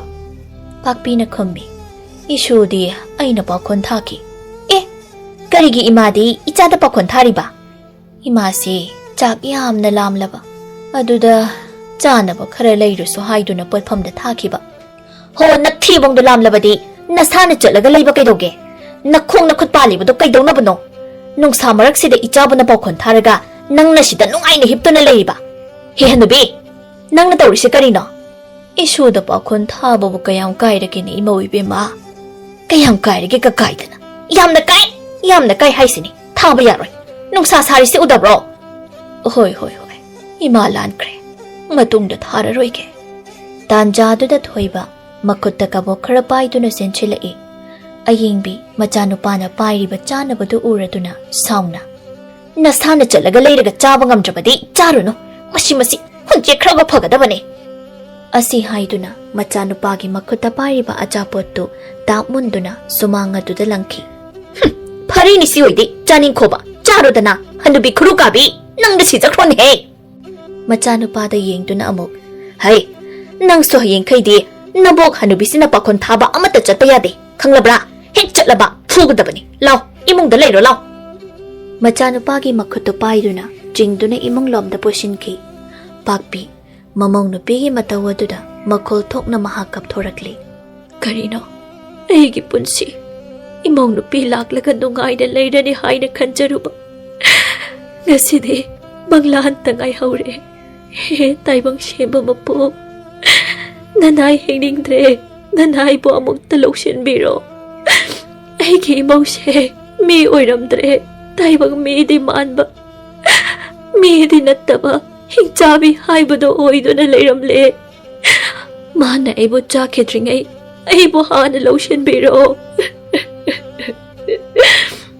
ꯑꯁꯤ ꯍꯥꯏꯗꯨꯅ ꯃꯍꯥꯛ ꯀꯞꯆꯩ. ꯑꯁꯨꯝ ꯇꯧꯅ ꯑꯌꯤꯡꯕꯤꯅ ꯃꯅꯦꯝꯕꯨ ꯑꯣꯠꯄ ꯅꯩꯕ ꯇꯧꯕꯁꯤ ꯅꯣꯡꯃ ꯅꯣꯡꯃꯒꯤ ꯑꯁꯨꯝ ꯍꯦꯟꯖꯤꯜꯂꯛꯂꯝꯃꯤ. ꯃꯅꯦꯝꯕꯨ ꯑꯣꯠꯂꯤꯕ ꯃꯈꯩ ꯑꯌꯤꯡꯕꯤ ꯃꯥꯒꯤ ꯃꯁꯥꯗꯣ ꯍꯔꯥꯎꯖꯕꯒꯨꯝ ꯇꯧꯔꯝꯃꯤ. ꯅꯨꯃꯤꯠ ꯈꯔꯅꯤ ꯍꯧꯖꯤꯟꯈ꯭ꯔꯦ. ꯑꯌꯤꯡꯕꯤꯅ ꯃꯅꯦꯝꯕꯨ ꯌꯦꯡꯗꯨꯅ ꯍꯥꯏ, ꯏꯃꯥ, ꯃꯅꯤꯡꯗ ꯁꯤꯡꯖꯪ ꯂꯩꯍꯧꯕꯅꯤ. ꯁꯤꯡ ꯈꯔꯁꯨ ꯂꯩꯍꯧꯕꯅꯤ. ꯑꯃꯨꯛꯇ ꯈꯥꯏꯗꯣꯛꯄꯤꯌꯨ. ꯅꯨꯃꯤꯗꯥꯡꯒꯤ ꯃꯩꯆꯝ ꯑꯣꯏꯅꯕ ꯁꯤꯡ ꯑꯃꯠꯇ ꯂꯩꯇ꯭ꯔꯦ. ꯏꯃꯧ ꯏꯕꯦꯝꯃ, ꯏꯃꯥꯁꯦ ꯍꯟꯗꯛꯇꯤ ꯍꯛꯆꯥꯡꯁꯨ ꯌꯥꯝꯅ ꯁꯣꯟꯖꯤꯜꯂꯤ. ꯁꯤꯡꯖꯪ ꯊꯥꯡꯒꯠꯇꯨꯅ ꯁꯤꯡ ꯈꯥꯏꯕ ꯍꯥꯏꯕꯗꯣ ꯏꯃꯥꯗꯤ ꯉꯝꯒꯗꯕ ꯃꯥꯟꯗ꯭ꯔꯦ. Kainu ima, ngam loi hairake hekta yaradro. Sing do khaidrabadi kadai dagi sing na mai chamoi do na chak thong nagani. Ngai hak leiradi nathibong lam le haina hairakani ne. Hai, nangi wa do kanmali. Ngam loi da bathabakta to haiba ashibu karino. Ngam dragana chara hen batari da na dudia. Nang na khaibadi kaidawi. Solabina nem aingonda. To haina adumak haidu na lairiba ashibu karigino. Imagi mita ayasibu Miriam oina ubirabra. Ha. Yumgi thabang mayam se kanana tawi. Nabi ma ina ngakta tawba natro. Leiminnaraga thabak pumba aina loina taw haibadudi kanana yagani. Ai lai nate, ai ngamde. Imasu, imana tawba ngamba thabakti adumak tawridana. Ho maduna oibi yaroye. Tat lawba phi phanek ama ni suraga nabuk thanbadi yaroinya. Aine hojik kaithelda chalugani. Aina halakpada singkhaiba loiramgadabani. Imadi ngamloi. Masida ayengbi magi asawado khanghen heli. Thabak amata haibi yade. Aidi ngamloi asina bo amuk toiba. Aina loina tawbadi aisu ngamdiye. Nang yamna ngamdrabani na yengba taridana. Asi haiduna manemgi makhuttu tapaiduna maning tamna chingi. Lairiba singjangduda makhutna thinduna hai. Sida lairiba singjangse paiduna lairiba singse loina khaigadabani. Numidangi maicham oiningai sing amata leibanate. Aina halakpada loina khairamgadabani hairiba asini. Wahai se haiduna ayengbi mapalomda thuna thoki. Kaithel tamna mahak chakki. Pakpi kaptuna lehowi. Karino aigi laibak asibu. Asuk pukchil pikpa imaw. Imagi bunga nangba yumda halakloba. Imaw na pigi sarayda. Imadi khang bagamdre ne. Imagi awaba se nang bukari sa udrabaro. Pakpi kappa yaba kapchari. Kappa do amuk toktuna. Ay kaptuna asum lairabadi. Imaw na pi halakpa na halani. Sing khairam da haiduna. Ay bo amuk purarani. Ay sing khaidaba yate. Asi haiduna. Makhada taduna lairiba singjang adu makutna paikhatli. Magi punchida asigumba thabak kaya tawkri. Adubu mahak haujik panggal mayeng tasilakli. Aduna singjang adu phauba phajana thangatpa ngamdre. Ngamboi ngamdaboi singjang adu thangatuna singkhai. Anirak ahumlak thangatpada magi masa wabana loiri. Makhata na singkhaiba ngamdre. Pakpi waraduna leibak makhada phamthai. Magi mathamoidi pakhatli. Imaudi halakpana soidana halani. Aibo kamaina tawniya. Soidana miwamuk taradara aibo. Pakpi tasengna magi mathwai wai. Ngaihak leibaga ayingbi kaithel-dagi cheng waluduna payumda halai. Makhutta yaliba cheng yawba khawadu chakhumda changduna thamluri. Madugi tungda mamangda amuk thoklaktuna maninglomda mahak changi. Hek yenglubada maning aduda manemna phamduna leiramlibadu mahak uri. Singkhairamo haina hairamba adudi amattabu khairamdre. Madubu ubada ayingbi sawbana loikre. Khanglaw hekta lawi. Hey! Karina nangna tawida? Singkhairamo haina hairamlaga phamduna leiramba sibu karina haibani. Hey hanubi! Nang yamna phamningbra? Ha? Nang yamna phamningbra ba? Asi haiduna prap sangshinduna makhubak aduna mamagi mananggan aduda Shajik Thaba hawi. Pakpi khang prek hek khangi. Mamaw nupina adumna tawrakpa aduda mahak phamlambado phuk haugatli. Ayingbina sawna wa makhatai. Thabak amada taw haibada asuk yamna changkhondriba sibu karino. Nangbu ngasaidagi kaidoraga lege. Aina nangona singkhayo haina hairibasidi nangbu phamlaga layo haina oina khalabro. Hanubi! Nang ngangnabda aise ware. Aise tasingna ware. Nangda sijakron he. Pakpi na tapna haijay. Imaw ibema. Ima se singkhay ke haina tawrampani. Singjang se thangat pa phau ngamtre. Maduda ima se tokpani ne. Is singjang se thangat pa ngamtre kaina. Charamdai dadi yami ga yamde ga yamna thibadai. Chak khitang na thirabadi amuk taiba. Chaklok mapada phamduna kablakhini. Aduga thabak ama taw haibadana ngamde kaina. Haujik sing se khaidabani na kadai singna maicham oiduna numidangi chak thongani. Asuk yamna wakhal yawdaba hanubi asibu karino haibani. Pakpi khangba ngamdraduna ok khongna kapthorakli. Nangi saraida ima se khangba ngamdre he. Ima khangba ngamdre. Ima bo somna otuna thamgadabagi mahut ima bo hatong piro. Ima harau na sisakrage. Kaino? Ay bumi hatpitahan ka hayro. Siga hayragana nahak na tanta. Tauri yan gera. Hu takira tauraga si Zarusu wo. Nasakto yende. Kasi kingang luragana kapchin lakshin na tuigi. Katay de kipino atok na buyang krenya. Ayingbi namidangi chakli thongdaba yadabanina. Singjang dumano oina paire. Singkhai bahawi. Manakta lairiba manembu yengtuna amuk hai. Swaidaga laigano yam niyengde. Kandaidano machatlaga lairuso. Pakpi kapna mapalomda thoki. Ayingbi machinda murum sonduna sing khara khairami. Asum tauna sing khara khairaba matungda zakhumda pushinduna numidangi chak thongba haurami. Ayingbi yamna sauraduna chak thonglibadu manemgi chak saruk haplamde. Kari tawbugi magi chak saruk haptoribano. Thabak amata tawbasu kanadaba. Chara helaga sige ka sijarasani. Asuk nuksidaba sibu. Numidangi chak to loiraduna mama macha makhoi anita charami. Pakpi phamungda hipli. Mamauga masuga chak chakre haiba maha khangi. Mitlu anidagi lepa leitana pirang kaya sinthaduna maha kapli. Ahalga ushilakpaga asumna chaba thakpa watpaga magi masado nongmaninigi matungda adum narakli. Pakpi anabana maram oiduna phamungdagi mahak hendokpa ngamdri. Mahakna naraga ayingbine isaw langbadi asum hengalaklami. Ho aibu kayang koino ottuna laibikhiga hairibano. Phamungda kunduna asum laibana karisu kanaruye. Kok sikro kaidogya. Ay amukta nungaina lehogge. Pakpi mane hena sininglabani. Siba ngamdabagi mahak yamna wana lairibani. Mamong nupina ngangli sakliba mayamdo mahak loina tai. Adubu karisu khumde. Khumbasu tadre. Tahaidaba wahai kaya adubu taraga mahak kapadi lepte. Adubu ma warabasu wana machanupa halakpa ngairi. Ayingbina makhatani isaw langli. Thabak na asuk yamna chillaba matam asida. Annabagi seba ka amuk tawduna leiba kaidi ngamjaroi. Kari thoi haiduna tawja sarino. Ho hu taret mukhare.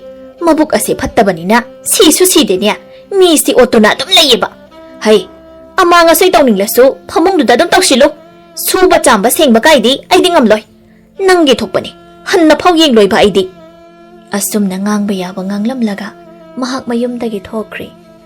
Machanupasu sanaba thoki. Mahaksu leikaigi mache radi hoida chattuna phamduna leiri. Makhoi ahum leiri ayingbina hai. Ho amuk sunaduna leiri ai khoigi handubido. Aidine mukpen hek pelabani tawrisi. Tombinauna hai. Ayingbiya handamukti sohelaganu. Kaino tawraga kokshina buhonakro. Mana adumna hingduna leiraga nangonda adum yetnabani. Mana kokshikhrabadi pharedana. Radhena sumateng pangshilai. Aduni handamukti sohelaganu. Namaduna naringai kok hatokro. Wai kayam sanggi yengunang. Ayingbina hai. Adudi chia. Mana tumlingaida mona namlaga ay hekta halage. Khangde nangna thokpa phanaba taw. Makhoina ngangnariba wafamsing asi sangoi marumda lumduna leiriba ayingbigi mapuroiba thembana loina tarami.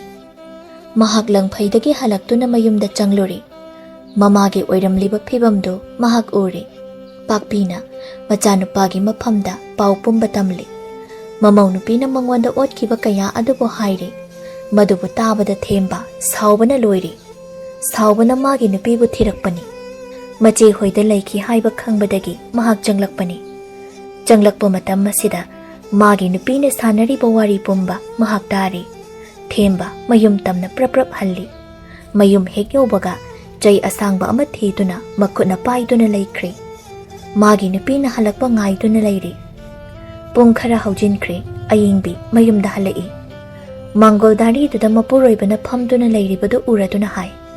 Aima langphai hanbiraklam ledana kayam koirage. Koino jaiga paiduna lairibaduna. Madi kari sukhangdabanina mapuroibagi manakta mahak changshilli. Saubana loiraba thembana makhutna pairiba chayaduna magi nupida hekta kanba haurami. Ayingbina kaino makhoi pabungda tawbiri sipo ngaurabro ayo nabani yadre kaino mi phuba leptuna hai. Ima se horendi nangna mona namduna haladoba natro. Nangna ima bu hadringai aina nangbu han hatpa tari. Asuk yamna phattaba nupi. Nangdi shikhibani hena phaiye. Manembu nuksiba ngamdaba mibu atpa. Nangna tawba thaba khudingmak ꯑꯩꯅ ꯈꯪꯂꯝꯂꯣꯏ ꯍꯥꯏꯅ ꯈꯟꯕ꯭ꯔꯥ? ꯑꯁꯤ ꯍꯥꯏꯗꯨꯅ ꯃꯥꯒꯤ ꯅꯨꯄꯤꯕꯨ ꯃꯈꯥ ꯇꯥꯅ ꯐꯨꯔꯝꯃꯤ꯫ ꯆꯩꯅꯥꯗꯨꯅ ꯃꯔꯝ ꯑꯣꯏꯗꯨꯅ ꯑꯌꯦꯡꯕꯤ ꯃꯍꯥꯛ ꯋꯥꯈꯜ ꯇꯥꯔꯛꯂꯦ꯫ ꯃꯄꯨꯔꯣꯏꯕꯒꯤ ꯃꯈꯣꯡ ꯀꯣꯟꯗꯨꯅ ꯍꯥꯏꯖꯩ, ꯃꯈꯣꯏ ꯄꯥꯕꯨꯡ, ꯑꯩ ꯂꯥꯟꯈ꯭ꯔꯦ, ꯑꯩꯕꯨ ꯑꯃꯨꯛꯇ ꯉꯥꯛꯄꯤꯌꯨ, ꯑꯩꯒꯤ ꯏꯔꯥꯜꯁꯦ ꯑꯃꯨꯛꯇ ꯉꯥꯛꯄꯤꯌꯨ, ꯑꯩ ꯇꯁꯦꯡꯅ ꯂꯥꯟꯖꯈ꯭ꯔꯦ꯫ ꯅꯪꯅ ꯂꯥꯜꯂꯦ ꯍꯥꯏꯔꯒ ꯍꯦꯛꯇ ꯌꯥꯔꯗ꯭ꯔꯥ? ꯅꯪ ꯌꯨꯝꯁꯤꯗ ꯂꯩꯕ ꯌꯥꯔꯣꯏ, ꯍꯧꯖꯤꯛꯃꯛ ꯅꯄꯥꯝꯗ ꯆꯠꯈꯤꯒꯗꯕꯅꯤ꯫ ꯉꯁꯤꯒꯤ ꯆꯩꯐꯨ ꯑꯁꯤꯗ ꯑꯌꯦꯡꯕꯤ ꯋꯥꯈꯜ ꯈꯪꯇꯥ ꯇꯥꯔꯛꯏ꯫ ꯀꯞꯅ ꯀꯞꯅ ꯃꯄꯨꯔꯣꯏꯕꯗ ꯂꯥꯟꯈ꯭ꯔꯦ ꯍꯥꯏꯖꯩ, ꯑꯗꯨꯕꯨ ꯊꯦꯝꯕ ꯃꯥꯒꯤ ꯑꯁꯥꯎꯕꯗꯤ ꯐꯕ ꯀꯧꯕ ꯂꯩꯇ꯭ꯔꯦ꯫ ꯑꯌꯦꯡꯕꯤ ꯏꯃꯨꯡꯗ ꯄ꯭ꯔꯞ ꯄ꯭ꯔꯞ ꯆꯦꯟꯁꯤꯜꯂꯤ꯫ ꯐꯃꯨꯡꯗ ꯍꯤꯞꯂꯤꯕ ꯃꯃꯥꯒꯤ ꯃꯈꯣꯡꯗꯣ ꯀꯣꯟꯗꯨꯅ ꯀꯞꯇꯨꯅ ꯍꯥꯏꯖꯩ, ꯏꯃꯥ, ꯅꯃꯧ ꯂꯥꯟꯈ꯭ꯔꯦ, ꯅꯃꯧꯕꯨ ꯑꯃꯨꯛꯇ ꯉꯥꯛꯄꯤꯌꯨ, ꯅꯃꯧꯅ ꯋꯥꯈꯜ ꯊꯦꯜꯂꯨꯕꯅ ꯇꯧꯍꯩꯗꯕ ꯀꯌꯥ ꯑꯃ ꯏꯃꯥꯒꯤ ꯃꯐꯝꯗ ꯇꯧꯈ꯭ꯔꯦ, ꯏꯃꯥ, ꯅꯃꯧꯕꯨ ꯑꯃꯨꯛꯇ ꯉꯥꯛꯄꯤꯌꯨ꯫ ꯑꯁꯨꯝꯅ ꯍꯟꯖꯤꯟ ꯍꯟꯖꯤꯟ ꯍꯥꯏꯖꯔꯝꯃꯤ꯫ ꯊꯦꯝꯕ ꯏꯃꯨꯡꯗ ꯆꯪꯂꯛꯂꯦ꯫ ꯃꯥꯒꯤ ꯅꯨꯄꯤꯒꯤ ꯃꯈꯨꯗꯥꯡ ꯑꯗꯨ ꯄꯥꯏꯗꯨꯅ ꯆꯤꯡꯏ, ꯑꯗꯨꯒ ꯍꯥꯏ, ꯀꯞꯁꯤꯟꯅꯕꯅ ꯀꯥꯟꯅꯔꯣꯏ, ꯍꯧꯖꯤꯛꯃꯛ ꯌꯨꯝꯁꯤ ꯊꯥꯗꯣꯛꯇꯨꯅ ꯅꯪ ꯆꯠꯈꯤꯒꯗꯕꯅꯤ, ꯂꯥꯛꯑꯣ꯫ ꯏꯃꯥ, ꯅꯃꯧꯕꯨ ꯌꯨꯝꯁꯤꯗ ꯂꯩꯍꯟꯕꯤꯌꯣ, ꯅꯃꯧ ꯇꯁꯦꯡꯅ ꯂꯥꯟꯖꯈ꯭ꯔꯦ, ꯅꯃꯧꯕꯨ ꯑꯃꯨꯛꯇ ꯉꯥꯛꯄꯤꯌꯨꯅꯦ ꯏꯃꯥ꯫ ꯑꯁꯨꯝꯅ ꯀꯟꯅ ꯍꯥꯏꯖꯔꯝꯃꯤ꯫ ꯄꯥꯛꯄꯤ ꯃꯃꯧ ꯅꯨꯄꯤꯒꯤ ꯄꯤꯔꯣꯏꯅꯕ ꯋꯥꯍꯩ ꯑꯁꯤ ꯇꯥꯕꯗ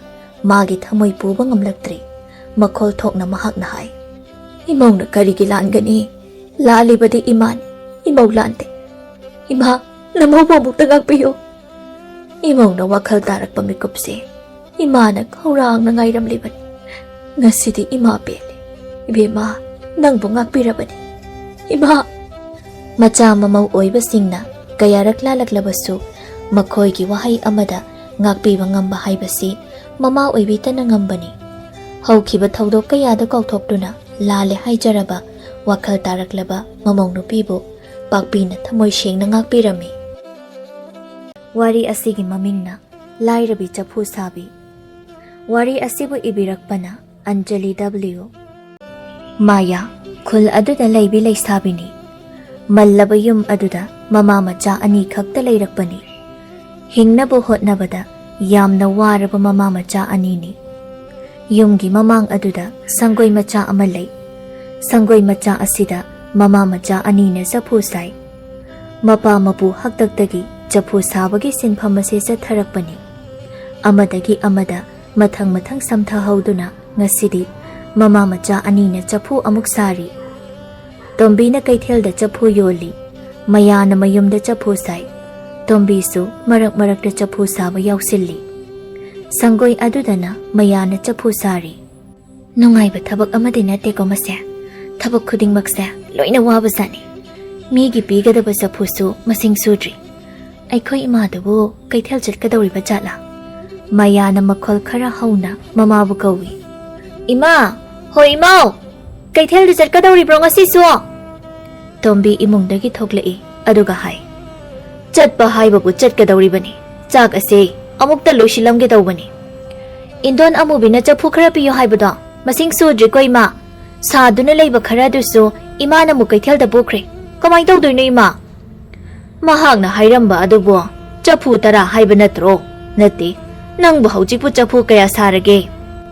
ꯁꯤꯒ 3ꯇꯤ ꯁꯨꯔꯦ꯫ ꯌꯥꯝꯗ꯭ꯔꯦꯗ ꯑꯗꯨꯗꯤ, ꯏꯃꯥꯅꯦ ꯀꯩꯊꯦꯜꯗ ꯐꯠ ꯆꯠꯂꯨꯈꯤꯒꯦ꯫ ꯆꯐꯨ ꯂꯩꯕ ꯂꯥꯛꯀꯅꯤ ꯍꯥꯏꯅ ꯉꯔꯥꯡ ꯍꯥꯏꯔꯝꯕꯅꯤ꯫ ꯀꯩꯊꯦꯜ ꯐꯝꯗꯨꯅ ꯁꯦꯜ ꯈꯔ ꯇꯦꯛ ꯇꯦꯛ ꯇꯥꯟꯕꯅꯤꯅꯅꯦ, ꯍꯦꯛ ꯂꯦꯞꯊꯣꯛꯄꯁꯨ ꯌꯥꯗꯦꯗꯣ꯫ ꯍꯣꯔꯦꯟ ꯅꯨꯃꯤꯗꯥꯡꯂ ꯀꯔꯤꯅꯣ ꯁꯥꯕ ꯍꯥꯏꯕꯗꯨꯅꯤ꯫ ꯆꯥꯛꯄꯨ ꯂꯣꯏꯔꯕ꯭ꯔꯣ ꯏꯃꯥ? ꯂꯣꯏꯔꯒꯨꯝꯕꯅꯤ, ꯏꯟꯁꯥꯡ ꯊꯨꯝ ꯊꯥꯛꯂꯒ ꯌꯥꯔꯅꯤ꯫ ꯏꯃꯥꯁꯨ ꯈꯔ ꯆꯥꯔꯒ ꯆꯠꯈꯤꯒꯦ, ꯅꯪꯁꯨ ꯄꯨꯟꯅ ꯆꯥꯍꯧꯔꯁꯤꯗꯅ꯫ ꯁꯤ ꯂꯣꯏꯁꯤꯟꯗꯅ ꯀꯃꯥꯏꯅ ꯆꯥꯗꯣꯏꯅꯣ? ꯏꯃꯥꯒꯤ ꯁꯔꯨꯛꯇꯣ ꯊꯤꯔꯒ ꯑꯗꯨꯝ ꯆꯥꯕꯤꯈ꯭ꯔꯣ, ꯑꯩ ꯍꯣꯔꯦꯟ ꯂꯣꯏꯔꯒ ꯆꯥꯖꯔꯒꯦ꯫ ꯅꯪꯅ ꯍꯣꯔꯦꯟ ꯆꯥꯒꯦ ꯍꯥꯏꯔꯒ ꯆꯥꯔꯝꯗꯕꯤ ꯂꯩꯔꯝꯕꯁꯦ ꯀꯌꯥꯝ ꯌꯥꯝꯂꯦ? ꯆꯥꯕ ꯊꯛꯄꯁꯨ ꯑꯃꯠꯇ ꯃꯇꯝ ꯅꯥꯏꯗ꯭ꯔꯦ, ꯅꯁꯥꯗꯣ ꯅꯥꯔꯛꯄ ꯁꯣꯏꯔꯣꯏꯀꯣ ꯅꯪ꯫ ꯆꯥꯅꯤꯡꯗ꯭ꯔꯗꯨꯅ ꯇꯧꯕꯅꯤ, ꯆꯥꯅꯤꯡꯕ ꯀꯥꯟꯗ ꯌꯥꯝꯅ ꯆꯥꯔꯒ ꯂꯣꯏꯔꯦ꯫ ꯐꯔꯦ ꯐꯔꯦ ꯑꯗꯨꯗꯤ, ꯏꯃꯥ ꯆꯥꯛ ꯂꯣꯏꯁꯤꯜꯂꯨꯈꯤꯒꯦꯀꯣ꯫ ꯍꯣꯏ ꯏꯃꯥ꯫ ꯇꯣꯝꯕꯤ ꯏꯃꯨꯡꯗ ꯆꯪꯈ꯭ꯔꯦ꯫ ꯃꯌꯥꯅ ꯆꯐꯨ ꯑꯗꯨꯕꯨ ꯃꯈꯥ ꯇꯥꯅ ꯁꯥꯔꯤ꯫ ꯇꯥꯟꯖꯥ ꯑꯗꯨꯗ ꯂꯩꯀꯥꯏꯒꯤ ꯃꯧꯄ꯭ꯋꯥ ꯅꯨꯄꯥ ꯑꯃ ꯂꯥꯛꯏ꯫ ꯊꯣꯏꯕꯅ ꯃꯆꯦꯕꯨ ꯌꯦꯡꯗꯨꯅ ꯍꯥꯏ, ꯏꯆꯦ, ꯏꯆꯦ, ꯆꯐꯨ ꯁꯥꯔꯤꯔꯣ? ꯊꯣꯏꯕ, ꯅꯪ ꯂꯥꯛꯏꯕ꯭ꯔꯣ? ꯏꯆꯦ ꯆꯐꯨ ꯁꯥꯔꯤꯅꯦ, ꯂꯥꯛꯑꯣ, ꯁꯤꯗ ꯐꯝꯂꯨ ꯂꯥꯎ꯫ ꯍꯣꯏ ꯏꯆꯦ꯫ ꯊꯣꯏꯕ ꯐꯝꯊꯩ꯫ ꯃꯌꯥꯅ, ꯀꯔꯤ ꯂꯩꯔꯒꯦ ꯅꯪꯕꯣ? ꯏꯃꯥꯅ ꯁꯦꯜ ꯂꯧꯔꯨꯁꯣ ꯍꯥꯏꯗꯨꯅ ꯂꯥꯛꯂꯤꯕꯅꯤ꯫ ꯁꯦꯜ ꯍꯥꯏꯕ? ꯑꯣ ꯑꯩꯗꯤ ꯏꯀꯥꯎꯕ ꯀꯥꯎꯊꯣꯛꯂꯨꯔꯦ ꯏꯃꯥꯕꯣꯛꯀꯤ ꯁꯦꯜꯗꯣ ꯄꯤꯊꯣꯛꯀꯦ ꯍꯥꯏꯅ ꯇꯧꯕꯅꯤ ꯏꯃꯥꯅ ꯑꯃꯨꯛ ꯈꯔꯁꯨ ꯂꯧꯊꯣꯛꯈ꯭ꯔꯦ ꯑꯩꯕꯨ ꯁꯦꯜ ꯑꯗꯨꯕꯨ ꯁꯨꯔꯝꯈꯤꯒꯗ꯭ꯔꯅꯦ ꯊꯣꯏꯕ ꯅꯪ ꯁꯤꯗ ꯉꯥꯏꯍꯥꯛꯇꯪ ꯐꯝꯂꯝꯃꯨꯀꯣ ꯏꯆꯦ ꯅꯪ ꯁꯦꯜ ꯂꯩꯇ꯭ꯔꯗꯤ ꯇꯣꯛꯑꯣꯗ ꯏꯃꯥꯅ ꯍꯪꯂꯨꯁꯨ ꯍꯥꯏꯗꯨꯅ ꯂꯥꯛꯄꯅꯦ ꯏꯃꯥꯗ ꯏꯆꯦ ꯂꯩꯍꯧꯗꯦ ꯍꯥꯏꯅ ꯍꯥꯏꯔꯒꯦ ꯌꯥꯅꯤꯗ ꯏꯆꯦ ꯄꯤꯒꯦ ꯅꯪ ꯐꯝꯃꯨꯀꯣ ꯑꯁꯤ ꯍꯥꯏꯗꯨꯅ ꯃꯥꯌꯥ ꯏꯃꯨꯡꯗ ꯆꯪꯈꯤ ꯑꯩꯅ ꯊꯝꯈꯤꯕ ꯁꯦꯜ ꯑꯗꯨꯕꯨ ꯑꯣ ꯁꯤꯗ ꯂꯩꯔꯦ ꯁꯦꯜꯁꯦ ꯁꯨꯗ꯭ꯔꯤꯁꯦ ꯑꯩꯕꯨ ꯁꯤꯗꯒꯤꯁꯨ ꯍꯦꯟꯅ ꯂꯩꯇꯦ 이마다 ꯂꯩꯔꯝꯒꯗ꯭ꯔꯅꯦ ꯍꯣꯏ 이마 ꯅꯪꯉꯣꯟꯗ ꯁꯦꯜꯒ ꯂꯩꯕ꯭ꯔꯣ ꯇꯣꯝꯕꯤꯅ ꯈꯨꯝꯕꯤ 이마ꯗꯗꯤ ꯁꯦꯜ ꯑꯃꯠꯇ ꯂꯩꯇꯦꯅꯦ ꯍꯟꯗꯛꯇꯤ ꯄꯣꯠꯅꯒ ꯁꯤꯠꯇꯕꯅꯦ ꯃꯤꯒꯤ ꯑꯇꯣꯟꯕ ꯁꯦꯜꯒ ꯁꯤꯡꯗꯣꯛꯈꯤꯕꯅꯦ 이마ꯕꯣꯛꯅ ꯁꯦꯜ ꯄꯤꯔꯛꯎ ꯍꯥꯏꯅ ꯍꯥꯏꯕ ꯃꯥꯜꯂꯦ ꯊꯣꯏꯕꯁꯦ ꯁꯦꯜ ꯂꯧꯕ ꯂꯥꯛꯑꯦ ꯑꯩꯉꯣꯟꯗ ꯂꯩꯔꯤꯕ ꯑꯁꯤꯅꯗꯤ ꯁꯨꯗ꯭ꯔꯦ ꯀꯃꯥꯏ ꯇꯧꯅꯤ 이마 ꯈꯪꯗ꯭ꯔꯦꯗ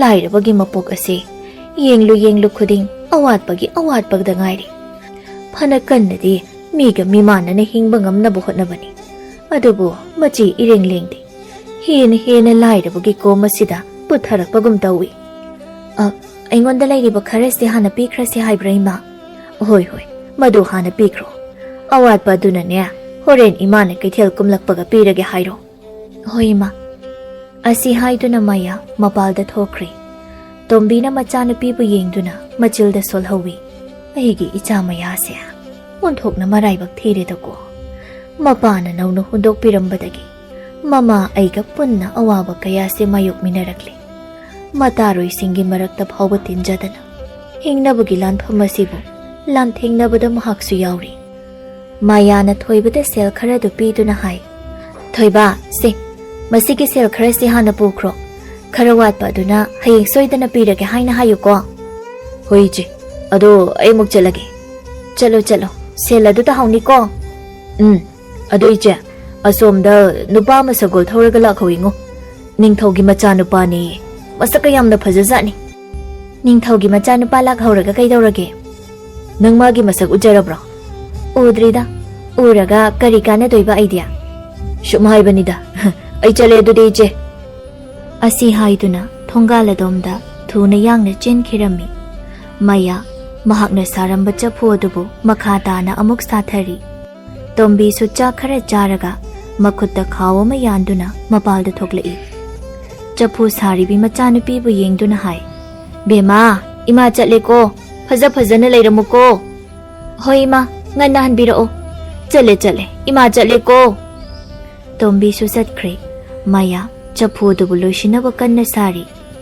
ꯃꯁꯤꯗ ꯂꯣꯏꯁꯤꯜꯂꯒ ꯆꯥꯛ ꯆꯥꯔꯒꯦ ꯇꯧꯕꯅꯤ ꯄꯥꯛ ꯍꯦꯛꯇ ꯂꯣꯏꯁꯤꯟꯕ ꯌꯥꯗꯦ ꯇꯧꯔꯤꯁꯦ ꯈꯨꯠ ꯁꯥ ꯀꯥꯏꯁꯦ ꯑꯃꯠꯇ ꯌꯥꯗ꯭ꯔꯕꯅꯦ ꯑꯩ ꯇꯥꯟꯖꯥ ꯑꯁꯤꯗ ꯁꯒꯣꯜ ꯈꯣꯡꯕꯒꯤ ꯃꯈꯣꯜ ꯑꯃ ꯃꯍꯥꯛꯅ ꯇꯥꯔꯛꯂꯝꯃꯤ ꯀꯗꯥꯏꯗꯒꯤ ꯁꯒꯣꯜ ꯃꯈꯣꯜꯅꯣ ꯁꯤꯕꯣ ꯀꯅꯥ ꯂꯥꯛꯄ ꯖꯥꯠꯅꯣꯅꯦ ꯑꯃꯨꯛ ꯈꯪꯅꯤꯡ ꯅꯤꯡꯁꯤꯡꯂꯛꯏ ꯊꯣꯏꯕꯅ ꯍꯥꯏꯔꯝꯕꯗꯨꯕꯨ ꯁꯒꯣꯜ ꯊꯧꯔꯒ ꯅꯤꯡꯊꯧꯒꯤ ꯃꯆꯥꯅꯨꯄꯥ ꯂꯥꯛꯍꯧꯏ ꯍꯥꯏꯕ ꯅꯠꯇ꯭ꯔꯥ ꯃꯍꯥꯛ ꯑꯣꯏꯔꯕ ꯖꯥꯠꯂꯅꯦ ꯑꯩꯒꯤ ꯌꯨꯝ ꯑꯁꯤꯗꯕꯨ ꯀꯔꯝꯅ ꯅꯠꯂꯝꯃꯣꯏꯗ ꯔꯥꯖꯀꯨꯃꯥꯔ ꯁꯛꯍꯦꯟꯕꯅ ꯃꯥꯒꯤ ꯁꯒꯣꯜ ꯑꯗꯨꯗꯒꯤ ꯀꯨꯝꯊꯔꯛꯇꯨꯅ ꯆꯪꯂꯛꯏ ꯃꯃꯥꯏ ꯑꯗꯨꯅ ꯌꯨꯝꯂꯣꯝꯗ ꯑꯣꯟꯁꯤꯟꯗꯨꯅ ꯀꯧꯏ ꯌꯨꯝꯁꯤꯕꯨ ꯃꯤ ꯂꯩꯕ꯭ꯔꯣ ꯌꯨꯝꯁꯤꯕꯨ ꯃꯤ ꯂꯩꯕꯤꯕ꯭ꯔꯣ ꯃꯌꯥꯅ ꯁꯪꯒꯣꯏꯗꯒꯤ ꯈꯨꯝꯃꯤ ꯂꯩꯌꯦ ꯀꯔꯤ ꯍꯥꯏꯕꯤꯒꯗꯕ ꯅꯨꯄꯤꯒꯤ ꯈꯣꯟꯖꯦꯜ ꯑꯁꯤꯗ ꯔꯥꯖꯀꯨꯃꯥꯔ ꯁꯛꯍꯦꯟꯕ ꯃꯃꯥꯏꯗꯨ ꯃꯇꯨꯡꯗ ꯐꯠ ꯂꯩꯊꯣꯛꯏ ꯃꯁꯛ ꯃꯇꯧ ꯌꯥꯝꯅ ꯐꯖꯕꯤ ꯅꯨꯄꯤ ꯑꯃꯅ ꯆꯐꯨ ꯁꯥꯗꯨꯅ ꯂꯩꯔꯤꯕꯗꯨ ꯃꯍꯥꯛꯅ ꯎꯔꯤ ꯃꯄꯨꯛꯅꯤꯡꯗ ꯈꯜꯂꯤ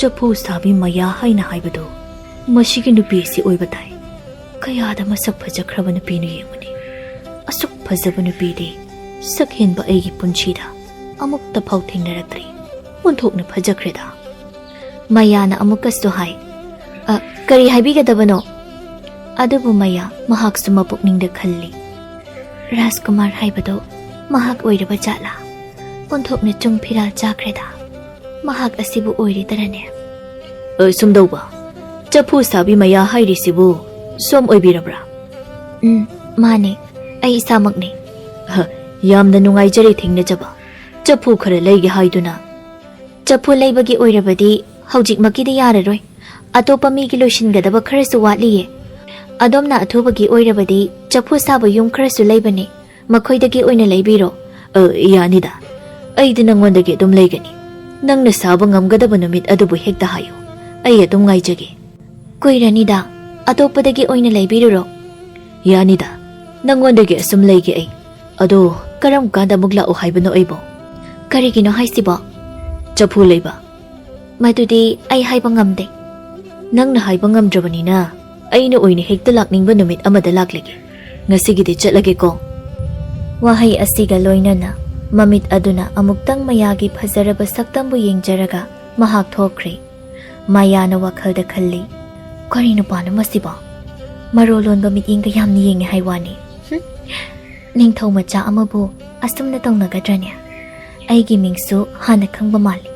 Magise aibu chana namaki thirakliba chatla. Masak ase ubada nupada nupa mankreda. Maya mapunchida amukta khan khidriba wakhala makhalakpagum tawrami. Wakhaladu khanna khanna karigino khangdana maithong aduda momonok jari. Somdana Rajkumar sakhenbana magi sagoladubu thongna thongna khanjai. Maya Maya phazai ko nangi na sakse. Tasing na nangsi Maya pubi nupi haibadu oibatai. Mina nangbu phazai hainabase chumlam letana. Maya nangbu aigi oina phangzage ko. Nangbu uruba mikup adudagi aigi thamoy ase ingaw ngawri. Thamoy shida nangbu nungshiba phawri. Mayum konong tamna sagoladu chumdring thauthakri. Asumna numit masing kharani haujin khraba matongdani. Rajkumar sakhenba mahaki sagoladu thauduna mahak mathanta chaphu sabi mayagi mayum tamna lai. Ikaulang laba thamoy asina nangtabu uningli. Namit kharani asida aina kayada wana khangjaba. Aigi thamoyda phawribi ihulla sigumna magi thamoyda su phawrumgadrane. Maya nangbu kari laiwa pubage. Aigi pukning wakhalase nanaktada asum singshinbagum tawrare. Khangani ngasidi imit pena mahaki phazaba saktam adubu yenge. Asumna wakhal khanna khanna sagolado asum thawri. Somdana Maya su chaphu kanna sari. Indon khoigi chaphu sabati ngarang na loikri. Nahan nongma ama Rajkumar na aigi nakta laktuna chaphu sabi u haina hairam khiba adubu mahak pulaki gadrane. Ngarang su lakatra haina ngaijabani adubu lakide.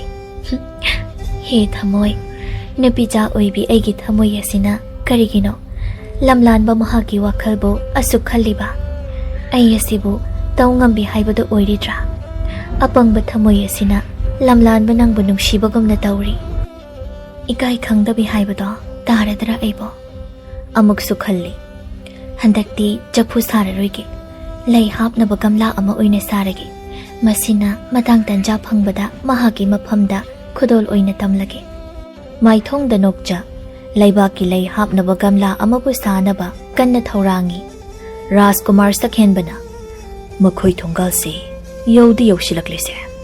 Sagol se sida hekta pulamlage. Mahak tang leiram labadi pharaganida. Sagol dagi kumthari.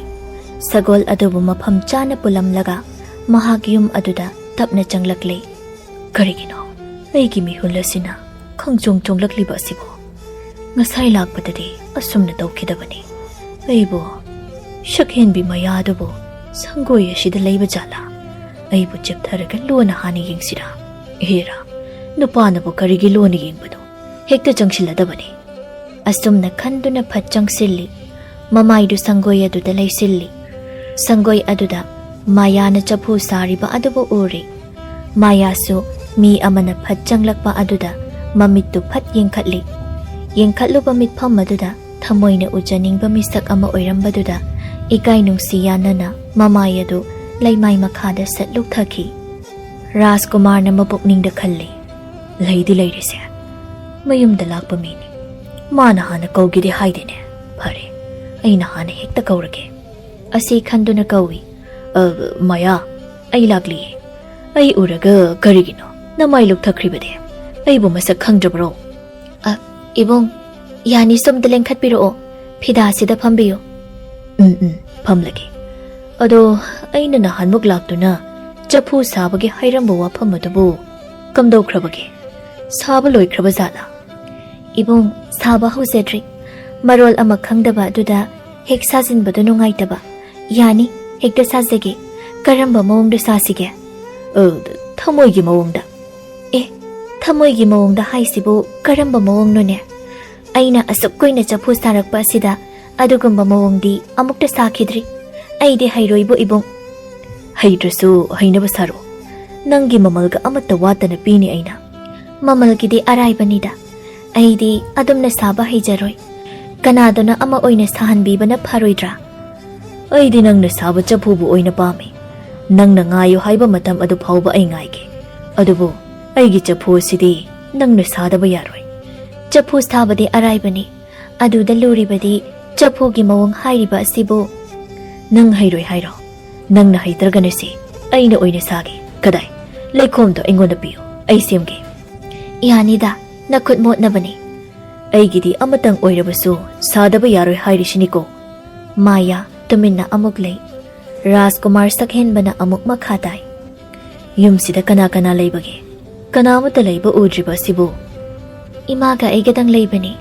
ꯏꯃꯥꯅ ꯀꯩꯊꯦꯜꯗ ꯆꯐꯨ ꯌꯣꯜꯂꯤ. ꯑꯌꯥꯝꯕ ꯃꯇꯝꯗ ꯑꯩ ꯏꯊꯟꯇ ꯑꯗꯨꯝ ꯂꯩꯔꯦꯗ. ꯅꯪ ꯅꯊꯟꯇ ꯑꯗꯨꯝ ꯂꯩꯔꯦ ꯍꯥꯏꯕ ꯅꯠꯇꯦ. ꯅꯪꯕꯨ ꯀꯤꯖꯗ꯭ꯔꯣ? ꯑꯦ, ꯑꯩꯗꯤ ꯀꯔꯤꯒꯤ ꯀꯤꯒꯗꯣꯏꯕ? ꯀꯅꯥꯅ ꯈꯪꯅꯣ, ꯕꯨꯠ ꯑꯃ ꯂꯥꯛꯂꯒ ꯅꯪꯁꯦ ꯐꯥꯔꯒ ꯄꯨꯈ꯭ꯔꯕꯗꯤ? ꯋꯥꯍꯩ ꯑꯁꯤꯗ ꯃꯥꯌꯥꯅ ꯅꯣꯛꯆꯩ. ꯃꯥꯌꯥꯅ ꯅꯣꯛꯄ ꯃꯥꯏꯊꯣꯡ ꯑꯗꯨꯕꯨ ꯎꯕꯗ ꯔꯥꯖꯀꯨꯃꯥꯔ ꯁꯛꯍꯦꯟꯕꯒꯤ ꯊꯃꯣꯏꯅ ꯄꯦꯟꯖꯩ. ꯃꯈꯣꯏ ꯑꯅꯤ ꯃꯤꯠꯀ ꯃꯤꯠ ꯆꯥꯅꯩ. ꯄꯨꯟꯁꯤꯗ ꯑꯃꯨꯛꯇ ꯊꯦꯡꯅꯈꯤꯗ꯭ꯔꯤꯕ ꯃꯤꯁꯛ ꯑꯣꯏꯔꯕꯁꯨ ꯑꯍꯥꯟꯕ ꯊꯦꯡꯅꯕꯗ ꯊꯃꯣꯏ ꯃꯁꯛ ꯈꯪꯅꯔꯕ ꯑꯃꯒꯨꯝ ꯊꯃꯣꯏꯒꯤ ꯋꯥꯐꯝ ꯄꯨꯝꯕ ꯗꯣꯡ ꯗꯣꯡ ꯍꯥꯏꯗꯣꯛꯅꯗꯨꯅ ꯋꯥꯔꯤ ꯁꯥꯔꯤ. ꯅꯨꯃꯤꯗꯥꯡꯒꯤ ꯃꯇꯝꯅꯤ. ꯃꯥꯌꯥ ꯆꯥꯛꯈꯨꯝ ꯑꯗꯨꯗ ꯆꯥꯛ ꯊꯣꯡꯂꯤ. ꯐꯝꯗꯨꯅ ꯆꯥꯛ ꯊꯣꯡꯂꯤ ꯍꯥꯏꯖꯕ ꯈꯛꯇꯅꯤ. ꯃꯍꯥꯛꯀꯤ ꯄꯨꯛꯅꯤꯡ ꯋꯥꯈꯜ ꯑꯗꯨꯗꯤ ꯑꯆꯤꯛꯄ ꯂꯩꯀꯣꯜꯗ ꯂꯩꯔꯤ. ꯃꯆꯤꯜ ꯑꯗꯨꯗ ꯃꯊꯟꯇ ꯍꯥꯏꯖꯩ. ꯅꯪꯒꯤ ꯅꯅꯥꯛꯇ ꯐꯝꯗꯨꯅ ꯑꯁꯨꯝꯅ ꯂꯩꯕꯁꯦ, ꯅꯤꯡꯉꯣꯜ ꯑꯣꯏꯕꯤ ꯑꯩꯒꯤ ꯄꯨꯛꯅꯤꯡ ꯑꯁꯦ ꯌꯥꯝꯅ ꯅꯨꯡꯉꯣꯜꯂꯤ. ꯑꯁꯨꯝꯅ ꯑꯣꯏꯔꯛꯀꯅꯤ ꯍꯥꯏꯕꯁꯦ ꯅꯣꯡꯃꯇ ꯈꯜꯂꯨꯗꯦꯀꯣ. ꯑꯆꯤꯛꯄ ꯂꯩꯀꯣꯜ ꯑꯁꯤꯗ ꯅꯪ ꯑꯩꯒꯤ ꯏꯇꯧꯁꯤ ꯎꯔꯒ ꯁꯥꯠꯂꯤꯕ ꯂꯩꯔꯥꯡꯁꯤꯡꯅ ꯂꯣꯟꯅ ꯂꯣꯟꯅ ꯌꯦꯡꯅꯔꯤꯕꯁꯦ ꯌꯦꯡꯉꯨꯅꯦ. ꯇꯥꯟꯖꯥꯁꯤꯗ ꯇꯣꯝꯕꯤ ꯆꯥꯛꯈꯨꯝꯗ ꯆꯪꯂꯛꯏ. ꯃꯆꯥꯅꯨꯄꯤꯅ ꯃꯨꯔꯨꯝ ꯃꯨꯔꯨꯝ ꯁꯣꯟꯗꯨꯅ ꯂꯩꯔꯤꯕ ꯑꯗꯨꯕꯨ ꯎꯔꯗꯨꯅ, ꯍꯥꯏ, ꯀꯔꯤꯅꯣ ꯅꯪꯅ ꯃꯨꯔꯨꯝ ꯃꯨꯔꯨꯝ ꯁꯣꯟꯗꯨꯅ ꯂꯩꯔꯤꯕ ꯑꯗꯨꯕꯨ? ꯃꯁꯤꯕꯨ ꯉꯥꯎꯗꯧꯔꯕ꯭ꯔꯥ ꯀꯔꯤꯅꯣꯃ ꯇꯧꯔꯤꯌꯦ. ꯑꯩꯈꯣꯏ ꯃꯥꯁꯤꯗꯤ ꯋꯥꯈꯜꯒ ꯂꯣꯏꯅ ꯄꯨꯡꯆꯥꯏ ꯆꯥꯏꯍꯜꯂꯤꯍꯦ. ꯅꯠꯇꯦ, ꯅꯪꯅ ꯍꯟꯗꯛ ꯃꯔꯛ ꯇꯧꯔꯤꯕ ꯃꯑꯣꯡ ꯑꯁꯤꯕꯨ ꯀꯔꯤꯅꯣ ꯍꯥꯏꯕꯅꯤꯗ. ꯑꯦ, ꯑꯩꯕꯨ ꯀꯔꯤ ꯇꯧꯔꯒꯦꯅꯦ ꯏꯃꯥ? ꯀꯌꯥꯗꯨꯅ ꯌꯦꯡꯉꯨꯅꯤ ꯃꯁꯤ. ꯈꯪꯖꯤꯟꯅꯗꯕ ꯁꯥꯕꯒ ꯌꯥꯝꯅ ꯍꯩꯔꯦꯅꯦ. ꯀꯔꯤꯒꯤꯅꯣ ꯅꯪꯅ ꯃꯨꯔꯨꯝ ꯃꯨꯔꯨꯝ ꯌꯥꯝꯅ ꯁꯣꯜꯂꯛꯂꯤꯕ? ꯅꯊꯟꯇꯒ ꯄꯪꯅꯣꯛꯇ ꯅꯣꯛꯂꯤꯕ ꯑꯗꯨꯕꯨ ꯀꯔꯤꯒꯤꯅꯣ? ꯅꯣꯛꯄꯒ ꯑꯃꯠꯇ ꯌꯥꯗ꯭ꯔꯕꯣ ꯍꯥꯏꯁꯤꯕꯣ ꯏꯃꯥ? ꯅꯪꯒꯤ ꯈꯨꯅꯣꯛ ꯑꯗꯨꯒꯤ ꯃꯔꯧ ꯂꯩꯅꯦ.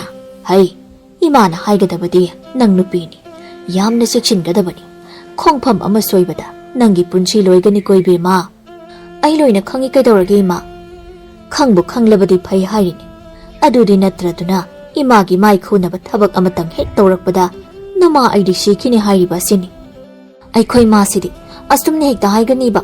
ꯑꯩ ꯁꯨꯡꯅꯣꯛꯀ ꯅꯣꯛꯆꯔꯔꯣꯏ. ꯏꯃꯥꯅ ꯅꯪꯁꯤ ꯄꯤꯁꯛ ꯄꯤꯛꯂꯤꯉꯩꯗꯒꯤ ꯌꯥꯝꯅ ꯋꯥꯅ ꯌꯣꯛꯂꯛꯈꯤꯕꯅꯤ. ꯅꯪꯒꯤ ꯋꯥꯈꯜꯗꯅꯤ ꯏꯃꯥꯅ ꯉꯁꯤ ꯍꯤꯡꯂꯤꯕ ꯑꯁꯤ. ꯅꯪ ꯋꯥꯈꯜ ꯇꯥꯎ ꯀꯣꯏꯕꯦꯝꯃ.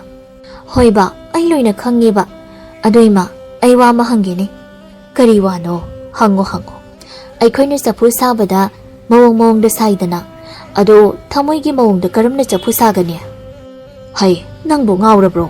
ꯅꯪꯅ ꯍꯥꯏꯔꯤꯕꯗꯨꯕꯨ ꯀꯔꯤꯅꯣ? ꯅꯪ ꯀꯩꯅꯣꯝ ꯇꯧꯔꯦꯀꯣ. ꯅꯪ ꯀꯩꯅꯣꯝ ꯇꯧꯔꯦ ꯍꯥꯏꯔꯤꯁꯤꯅꯤ.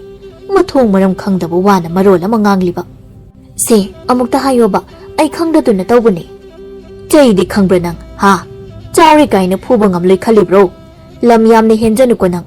ꯏꯃꯥ ꯏꯆꯥꯗꯤ ꯂꯥꯏꯔꯕꯅꯤ. ꯏꯃꯥ ꯏꯆꯥꯒꯤꯅꯦ ꯍꯥꯏꯕꯗ ꯍꯟꯅ ꯌꯦꯡꯕꯗ ꯀꯅꯥ ꯑꯃꯠꯇ ꯂꯩꯕꯁꯨ ꯅꯠꯇꯦ. ꯋꯥꯈꯜ ꯇꯥꯎꯀꯣ ꯏꯃꯥꯒꯤ ꯏꯕꯦꯝꯃ. ꯐꯔꯦ, ꯆꯥꯛ ꯑꯗꯨ ꯂꯣꯏꯁꯤꯟꯅꯕ ꯇꯧꯔꯣ. ꯏꯃꯥ ꯉꯥꯏꯍꯥꯛꯇ ꯐꯃꯨꯡꯗ ꯄꯣꯊꯥꯒꯦ. ꯑꯁꯨꯝꯅ ꯍꯥꯏꯔꯝꯗꯨꯅ ꯇꯣꯝꯕꯤ ꯍꯧꯒꯠꯇꯨꯅ ꯃꯍꯥꯛꯀꯤ ꯐꯃꯨꯡꯗ ꯆꯪꯈ꯭ꯔꯦ. ꯃꯥꯌꯥ ꯆꯥꯛ ꯑꯗꯨꯕꯨ ꯃꯈꯥ ꯇꯥꯅ ꯊꯣꯡꯉꯤ. ꯑꯁꯨꯝꯅ ꯃꯍꯥꯛꯀꯤ ꯄꯨꯛꯅꯤꯡ ꯋꯥꯈꯜ ꯑꯗꯨꯗ ꯔꯥꯖꯀꯨꯃꯥꯔꯒꯤ ꯑꯆꯧꯕ ꯃꯃꯤ ꯑꯃ ꯇꯥꯈ꯭ꯔꯦ.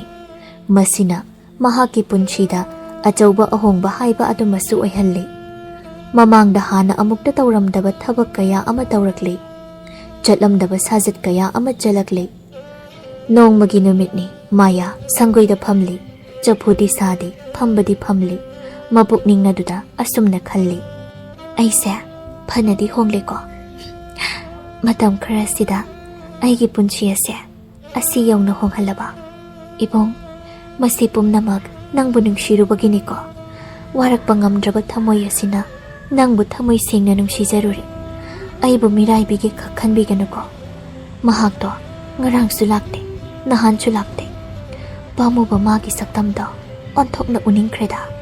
Nupija oibi ainadi karamna uningi haiduna mabu unaba chatlugani. Pamuba nangna inakta lakpa maikaibu aina khaurangna ngaiduna yengliye. Somdana Maya hoigi thongal mapaduda sagol tongba nupa amana sagol khamduna leiri. Saphabana mamit aduna Mayagi mayum aduda yengduna mapukningda khalli. Maya, shakhenbi Maya.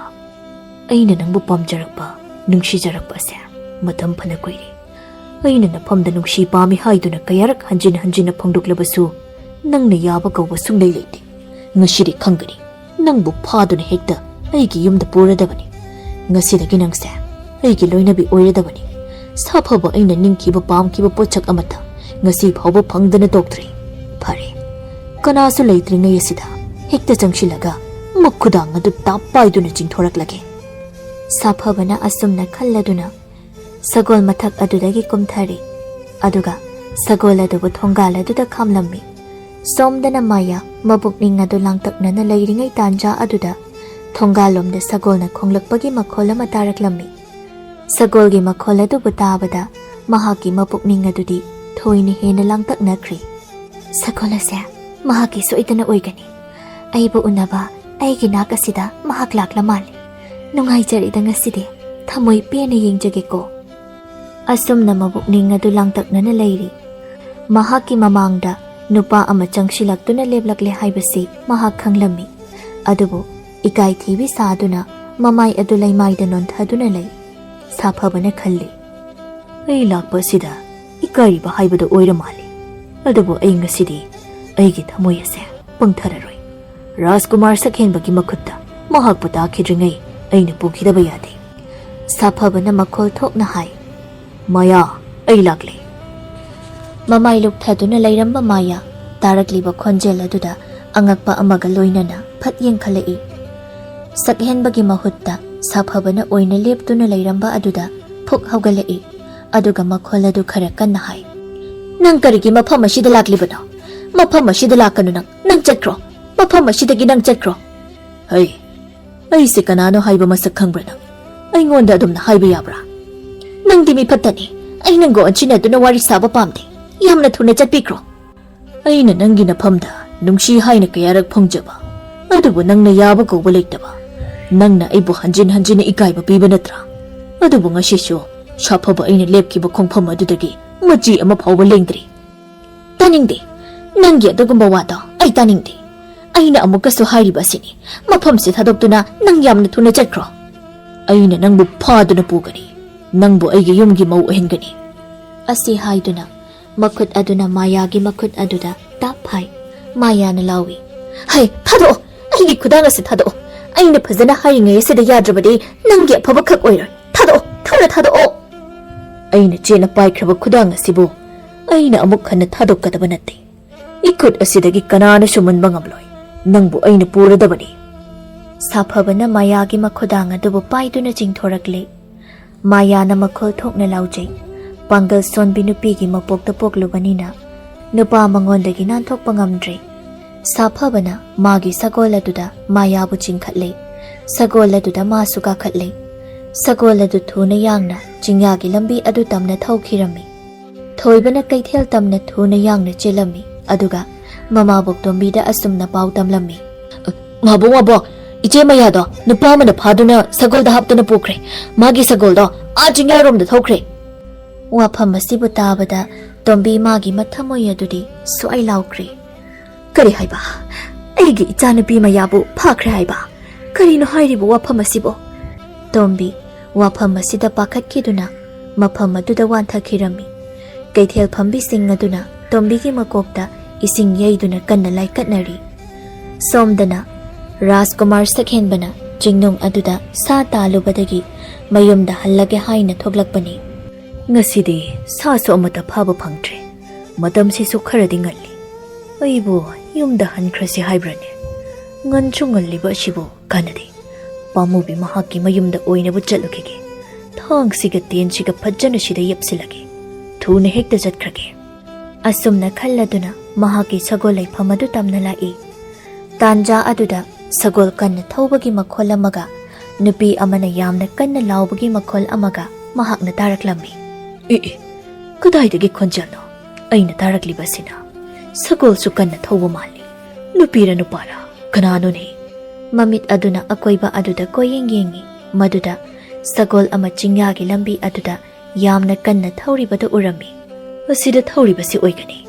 ꯃꯍꯥꯛꯀꯤ ꯁꯒꯣꯜ ꯃꯃꯥꯡ ꯑꯁꯤꯗ ꯅꯨꯄꯤ ꯑꯃꯁꯨ ꯇꯣꯡꯒꯨꯝ ꯇꯧꯏ. ꯑꯩꯅ ꯇꯥꯔꯤꯕ ꯅꯨꯄꯤꯒꯤ ꯈꯣꯟꯖꯦꯜ ꯑꯁꯤ ꯃꯍꯥꯛꯀꯤ ꯁꯣꯏꯗꯅ ꯑꯣꯏꯒꯅꯤ. ꯃꯍꯥꯛꯀꯤꯁꯤ ꯃꯁꯥꯅ ꯌꯥꯗꯕ ꯅꯨꯄꯤ ꯐꯥꯕ ꯍꯥꯏꯕꯗꯣ ꯁꯣꯏꯗꯅ ꯑꯣꯏꯒꯅꯤ. ꯀꯌꯥꯗ ꯄꯥꯡꯗ꯭ꯔꯤꯕ ꯅꯨꯄꯥꯅ ꯌꯦꯡꯉꯨꯅꯤ. ꯔꯥꯖꯀꯨꯃꯥꯔ ꯁꯛꯍꯦꯟꯕ ꯑꯩꯒꯤ ꯃꯤꯠꯃꯥꯡꯗ ꯅꯪꯅ ꯅꯨꯄꯤ ꯐꯥꯕ ꯀꯥꯏꯅ ꯍꯥꯏꯕꯗꯨꯗꯤ ꯑꯣꯏꯊꯣꯛꯇꯕꯅꯤ. ꯈꯪꯒꯅꯤꯗꯅ ꯅꯪ. ꯑꯁꯤ ꯍꯥꯏꯗꯨꯅ ꯃꯍꯥꯛꯀꯤ ꯁꯒꯣꯜ ꯃꯊꯛ ꯑꯗꯨꯗ ꯐꯟ ꯆꯣꯡꯈꯠꯂꯤ. ꯑꯗꯨꯒ ꯁꯒꯣꯜ ꯑꯗꯨ ꯊꯨꯅ ꯌꯥꯡꯅ ꯊꯧꯗꯨꯅ ꯅꯨꯄꯥꯗꯨꯕꯨ ꯇꯥꯟꯅꯈ꯭ꯔꯤ. ꯁꯥꯐꯕꯅ ꯍꯥꯏ, ꯍꯩ ꯂꯥꯎꯒꯅꯨ. ꯑꯩꯅ ꯂꯥꯎꯒꯅꯨ ꯍꯥꯏꯔꯤꯕꯁꯤ ꯅꯪ ꯇꯥꯗꯕ꯭ꯔꯥ? ꯑꯩꯕꯨ ꯊꯨꯅ ꯊꯥꯗꯣꯛꯑꯣ. ꯁꯒꯣꯜ ꯑꯁꯤ ꯊꯨꯅ ꯈꯥꯝꯃꯨ. ꯑꯩꯅ ꯐꯖꯅ ꯍꯥꯏꯔꯤꯉꯩ ꯑꯁꯤꯗ ꯌꯥꯍꯧꯕꯅ ꯅꯪꯒꯤ ꯑꯐꯕ ꯑꯣꯏꯒꯅꯤ. ꯇꯨꯃꯤꯟ ꯂꯩꯌꯨ ꯍꯥꯏꯔꯤꯕꯁꯤꯅꯤ. ꯍꯦ ꯏꯐꯠꯇ ꯍꯤꯡꯆꯥꯕ! ꯅꯪꯅ ꯑꯩꯕꯨ ꯅꯨꯄꯤꯅꯤ ꯍꯥꯏꯗꯨꯅ ꯎꯁꯤꯠꯇꯕ ꯅꯠꯇ꯭ꯔꯥ? ꯁꯒꯣꯜ ꯑꯁꯤ ꯈꯥꯝꯃꯨ. ꯅꯔꯤ ꯂꯩꯔꯕꯗꯤ ꯑꯩꯒ ꯆꯥꯏꯅꯁꯤ. ꯀꯌꯥꯗꯅ ꯌꯦꯡꯉꯨꯅꯦꯁꯦ ꯃꯆꯤꯜ ꯃꯆꯥꯁꯤꯒ. ꯃꯌꯥꯅ ꯂꯥꯎꯔꯤ. ꯁꯥꯐꯕꯅ ꯁꯒꯣꯜ ꯀꯟꯅ ꯊꯧꯔꯤ. ꯁꯛꯍꯦꯟꯕꯅ ꯁꯒꯣꯜ ꯀꯟꯅ ꯊꯧꯗꯨꯅ ꯇꯥꯟꯅꯔꯛꯄꯅ ꯃꯥꯡꯗ ꯁꯒꯣꯜ ꯊꯧꯔꯤꯕ ꯑꯗꯨꯒꯤ ꯃꯅꯥꯛ ꯌꯧꯁꯤꯜꯂꯛꯂꯤ. ꯃꯍꯥꯛꯅ ꯂꯥꯎꯏ, ꯍꯩ ꯁꯒꯣꯜ ꯊꯧꯔꯤꯕ ꯄꯥꯊꯧ, ꯅꯪꯒꯤ ꯁꯒꯣꯜꯗꯣ ꯑꯃꯨꯛꯇ ꯈꯥꯝꯃꯣ. ꯀꯔꯤꯒꯤꯅꯣ ꯅꯪꯅ ꯅꯨꯄꯤꯕꯨ ꯃꯁꯥꯅ ꯌꯥꯗꯅ ꯐꯥꯗꯨꯅ ꯄꯨꯔꯤꯕ? ꯀꯅꯥꯅꯣꯅꯦ ꯑꯃꯨꯛ ꯇꯨꯡꯗꯒꯤ ꯂꯥꯎꯔꯛꯂꯤꯕꯁꯤꯅ? ꯑꯁꯤ ꯍꯥꯏꯗꯨꯅ ꯃꯃꯥꯏꯗꯨ ꯂꯩꯊꯣꯛꯇꯨꯅ ꯇꯨꯡꯗ ꯌꯦꯡꯉꯤ. ꯔꯥꯖꯀꯨꯃꯥꯔ ꯁꯛꯍꯦꯟꯕ ꯑꯣꯏꯔꯝꯕ ꯑꯗꯨ ꯃꯍꯥꯛ ꯈꯪꯂꯤ. ꯃꯁꯤꯒꯤ ꯅꯨꯄꯥꯁꯤꯅ ꯀꯔꯣꯝꯗꯒꯤ ꯃꯨꯛ ꯍꯧꯔꯤꯕꯅꯣ? ꯃꯍꯥꯛꯅ ꯑꯩꯉꯣꯟꯗ ꯌꯦꯠꯄꯁꯦ ꯑꯣꯟꯊꯣꯛꯅ ꯌꯦꯠꯂꯤꯗꯀꯣ. ꯁꯒꯣꯜꯗꯣ ꯊꯨꯅ ꯈꯥꯝꯃꯨ. ꯁꯒꯣꯜ ꯈꯥꯝꯕꯅ ꯅꯪꯒꯤ ꯑꯐꯕ ꯑꯣꯏꯒꯅꯤ. ꯑꯩ ꯁꯒꯣꯜ ꯈꯥꯝꯕ ꯌꯥꯗꯦ. ꯁꯒꯣꯜ ꯑꯁꯤ ꯊꯨꯅ ꯌꯥꯡꯅ ꯊꯧꯈ꯭ꯔꯒꯦ. ꯁꯥꯐꯕꯅ ꯃꯥꯒꯤ ꯁꯒꯣꯜ ꯑꯗꯨꯕꯨ ꯀꯟꯅ ꯊꯧꯔꯤ. ꯁꯛꯍꯦꯟꯕꯅ ꯀꯟꯅ ꯇꯥꯟꯅꯔꯛꯏ. ꯀꯣꯟꯅ ꯊꯪꯗ ꯁꯛꯍꯦꯟꯕꯒꯤ ꯁꯒꯣꯜꯅ ꯁꯥꯐꯕꯒꯤ ꯁꯒꯣꯜ ꯃꯃꯥꯡ ꯑꯗꯨꯗ ꯊꯠꯆꯤꯟꯈ꯭ꯔꯤ. ꯃꯈꯣꯏ ꯑꯅꯤꯃꯛꯀꯤ ꯁꯒꯣꯜ ꯆꯞ ꯆꯞ ꯂꯦꯞꯇꯨꯅ ꯂꯩꯔꯤ. ꯁꯛꯍꯦꯟꯕꯅ ꯁꯒꯣꯜ ꯃꯊꯛ ꯑꯗꯨꯗꯒꯤ ꯐꯟ ꯆꯣꯡꯊꯔꯛꯇꯨꯅ ꯁꯥꯐꯕꯕꯨ ꯃꯈꯥꯗ ꯆꯤꯡꯊꯩ. ꯃꯥꯌꯥꯁꯨ ꯁꯒꯣꯜꯗꯒꯤ ꯀꯨꯝꯊꯗꯨꯅ ꯅꯥꯀꯜ ꯑꯃꯗ ꯂꯦꯞꯇꯨꯅ ꯂꯩ. ꯁꯛꯍꯦꯟꯕꯅ ꯍꯥꯏ, ꯀꯔꯤꯒꯤꯅꯣ ꯅꯪꯅ ꯅꯨꯄꯤ ꯐꯥꯔꯤꯕꯗꯤ? ꯑꯗꯨꯁꯨ ꯔꯥꯖꯀꯨꯃꯥꯔ ꯁꯛꯍꯦꯟꯕ ꯑꯩꯒꯤ ꯊꯃꯣꯏꯅ ꯈ꯭ꯋꯥꯏꯗꯒꯤ ꯅꯨꯡꯁꯤꯖꯕ ꯃꯤꯁꯛ. ꯅꯨꯡꯁꯤꯅꯤꯡꯕ꯭ꯔꯥ? ꯍꯥ? ꯑꯩꯅꯁꯨ ꯃꯥꯕꯨ ꯄꯥꯝꯃꯤ, ꯅꯨꯡꯁꯤ. ꯑꯗꯨꯅ ꯑꯩꯅ ꯃꯥꯕꯨ ꯐꯥꯕꯅꯤ. ꯃꯁꯤꯗ ꯅꯪꯒꯤ ꯀꯔꯤꯁꯨ ꯅꯊꯧ ꯂꯩꯇꯦ. ꯀꯔꯤ? ꯑꯩꯒꯤ ꯏꯊꯧ ꯂꯩꯇꯦ ꯍꯥꯏꯕ? ꯑꯩꯅ ꯍꯤꯡꯂꯤꯉꯩꯗ ꯅꯈꯣꯏꯒꯨꯝꯕ ꯃꯤ ꯑꯃꯠꯇ ꯂꯩꯕꯥꯛ ꯑꯁꯤꯗ ꯂꯩꯍꯜꯂꯣꯏ. ꯐꯔꯦ ꯑꯗꯨꯗꯤ ꯅꯈꯨꯠꯇ ꯈꯨꯠꯁꯨꯇꯥꯡ ꯄꯥꯏꯈꯠꯂꯣ. ꯑꯩꯁꯨ ꯄꯥꯏꯈꯠꯀꯦ. ꯑꯩꯈꯣꯏ ꯑꯅꯤ ꯊꯥꯡ ꯆꯥꯏꯅꯁꯤ. ꯑꯉꯝꯕ ꯃꯤ ꯑꯗꯨꯅ ꯃꯥꯌꯥꯕꯨ ꯂꯧꯅꯁꯤ. ꯍꯣꯏ, ꯅꯪꯅ ꯍꯥꯏꯔꯤꯕ ꯋꯥꯐꯝ ꯑꯗꯨꯕꯨ ꯑꯩꯅ ꯌꯥꯔꯦ. ꯑꯗꯨꯕꯨ ꯀꯔꯤꯒꯨꯝꯕ ꯑꯩꯅ ꯉꯝꯕ ꯊꯣꯛꯂꯕ ꯅꯪꯒꯤ ꯌꯥꯏꯕꯤ ꯊꯋꯥꯏ ꯑꯗꯨꯕꯨꯗꯤ ꯈꯛ ꯍꯤꯡꯂꯣꯏꯀꯣ. ꯑꯁꯨꯝꯅ ꯃꯥꯌꯥꯕꯨ ꯅꯤꯡꯖꯕ ꯃꯈꯣꯏ ꯑꯅꯤꯅ ꯃꯈꯨꯠꯇ ꯊꯥꯡ ꯄꯥꯏꯗꯨꯅ ꯃꯐꯝ ꯑꯗꯨꯗ ꯊꯥꯡ ꯆꯥꯏꯅꯔꯝꯃꯤ. ꯃꯈꯣꯏ ꯑꯅꯤꯃꯛ ꯊꯥꯡꯗ ꯇꯥꯗ ꯌꯥꯝꯅ ꯍꯩꯕ ꯃꯤꯁꯛ ꯉꯥꯛꯇꯅꯤ. ꯁꯛꯍꯦꯟꯕ ꯑꯁꯥꯎꯕ ꯑꯃꯒ ꯂꯣꯏꯅꯅ ꯊꯥꯡ ꯌꯥꯟꯅꯔꯤ. ꯁꯥꯐꯕꯁꯨ ꯃꯌꯥꯕꯨ ꯐꯪꯂꯕꯗꯤ ꯍꯥꯏꯗꯨꯅ ꯈꯪꯖꯕ ꯃꯍꯩ ꯈꯨꯗꯤꯡ ꯁꯤꯖꯤꯟꯅꯗꯨꯅ ꯊꯥꯡ ꯌꯥꯜꯂꯤ. ꯑꯗꯨꯕꯨ ꯅꯤꯡꯉꯣꯜ ꯑꯣꯏꯕꯤ ꯃꯥꯒꯤ ꯊꯃꯣꯏ ꯑꯗꯨꯗꯤ ꯇꯁꯦꯡꯅ ꯄꯥꯈꯠꯂꯦ. ꯀꯔꯤꯒꯨꯝꯕ ꯄꯥꯝꯃꯨꯕ ꯃꯥꯅ ꯃꯤꯐꯠꯇ ꯃꯥꯒꯤ ꯃꯈꯨꯠꯇ ꯃꯥꯏꯊꯤꯕ ꯅꯪꯕ ꯊꯣꯛꯂꯕꯗꯤ ꯑꯩꯕꯨ ꯑꯁꯨꯃꯛ ꯃꯤꯐꯠꯇ ꯃꯥꯒꯤ ꯃꯈꯨꯠꯇ ꯇꯥꯈ꯭ꯔꯗ꯭ꯔꯥ? ꯃꯗꯨ ꯌꯥꯔꯣꯏ. ꯑꯩꯅ ꯃꯥꯕꯨ ꯊꯃꯣꯏ ꯁꯦꯡꯅ ꯅꯨꯡꯁꯤꯖꯕꯃꯛꯇ ꯑꯣꯏꯔꯕꯗꯤ ꯃꯍꯥꯛꯅ ꯁꯣꯏꯗꯅ ꯉꯝꯒꯅꯤ. ꯃꯥꯌꯥ ꯃꯕꯨꯛꯅꯤꯡ ꯑꯗꯨꯗ ꯁꯦꯝꯕꯤꯕ ꯃꯄꯨ ꯃꯍꯥꯛꯄꯨ ꯆꯦꯠꯅ ꯅꯤꯡꯖꯔꯤ. ꯑꯁꯨꯝꯅ ꯁꯛꯍꯦꯟꯕ ꯑꯃꯗꯤ ꯁꯥꯐꯕ ꯃꯈꯣꯏ ꯑꯅꯤꯅ ꯊꯥꯡ ꯌꯥꯟꯅꯔꯛꯄ ꯑꯁꯤꯗ ꯅꯨꯃꯤꯠ ꯇꯥꯁꯤꯜꯂꯛꯀꯗꯧꯔꯤ. ꯃꯇꯝ ꯑꯁꯤꯗ ꯁꯛꯍꯦꯟꯕꯅ ꯃꯥꯒꯤ ꯍꯩꯖꯕ ꯑꯔꯣꯟꯕ ꯂꯧ ꯑꯃ ꯁꯤꯖꯤꯟꯅꯗꯨꯅ ꯃꯥꯏꯊꯤꯕ ꯄꯤꯅꯕ ꯍꯣꯠꯅꯔꯛꯂꯤ. ꯅꯪꯇꯅꯗꯤ ꯉꯝꯍꯜꯂꯔꯣꯏ. ꯁꯛꯍꯦꯟꯕ ꯑꯩꯁꯦ ꯀꯅꯥꯅꯣ ꯍꯥꯏꯕꯗꯨ ꯃꯁꯛ ꯃꯨꯟꯅ ꯈꯪꯍꯜꯂꯒꯦ. ꯌꯦꯠ ꯊꯪꯕ ꯃꯈꯣꯡ ꯑꯗꯨꯅ ꯃꯃꯥꯡ ꯑꯗꯨꯗ ꯅꯝꯗꯨꯅ ꯊꯥꯡꯖꯤꯜꯂꯤ. ꯊꯥꯡ ꯄꯥꯏꯕ ꯃꯈꯨꯠ ꯌꯦꯠ ꯑꯗꯨꯅ ꯃꯈꯥꯗ ꯃꯊꯛ ꯇꯝꯅ ꯍꯥꯏꯒꯠꯂꯛꯂꯒ ꯃꯈꯨꯅꯤꯡ ꯑꯗꯨꯅ ꯁꯥꯐꯕꯒꯤ ꯃꯈꯗꯥꯡ ꯑꯗꯨꯗ ꯁꯥꯐꯨ ꯀꯟꯅ ꯌꯩꯁꯤꯜꯂꯤ. ꯑꯗꯨꯝꯅ ꯇꯧꯔꯕꯗ ꯁꯥꯐꯕ ꯃꯅꯤꯡꯗ ꯈꯣꯡꯐꯝ ꯈꯔ ꯍꯟꯗꯣꯛꯂꯤ. ꯇꯥꯟꯖꯥ ꯑꯗꯨꯕꯨ ꯂꯧꯗꯨꯅ ꯁꯛꯍꯦꯟꯕꯅ ꯃꯈꯨꯠꯇ ꯄꯥꯏꯔꯤꯕ ꯊꯥꯡ ꯑꯗꯨꯅ ꯁꯥꯐꯕꯒꯤ ꯃꯕꯨꯛ ꯃꯄꯥꯗꯨꯗ thumna thinjilli. Adumna taurabada saphaba laimaida thok haithakri. Khap khap chinglamlaga mahak sikri. Khanglabra aduni. Karisu leitaba nangnasu aigi mayabu phaduna puramba. Haujikti na thwaida manglidana shiro nangumba shidi shiraga phagadabani. Sakhenbana mayagi manakta muk changshilli aduga hai.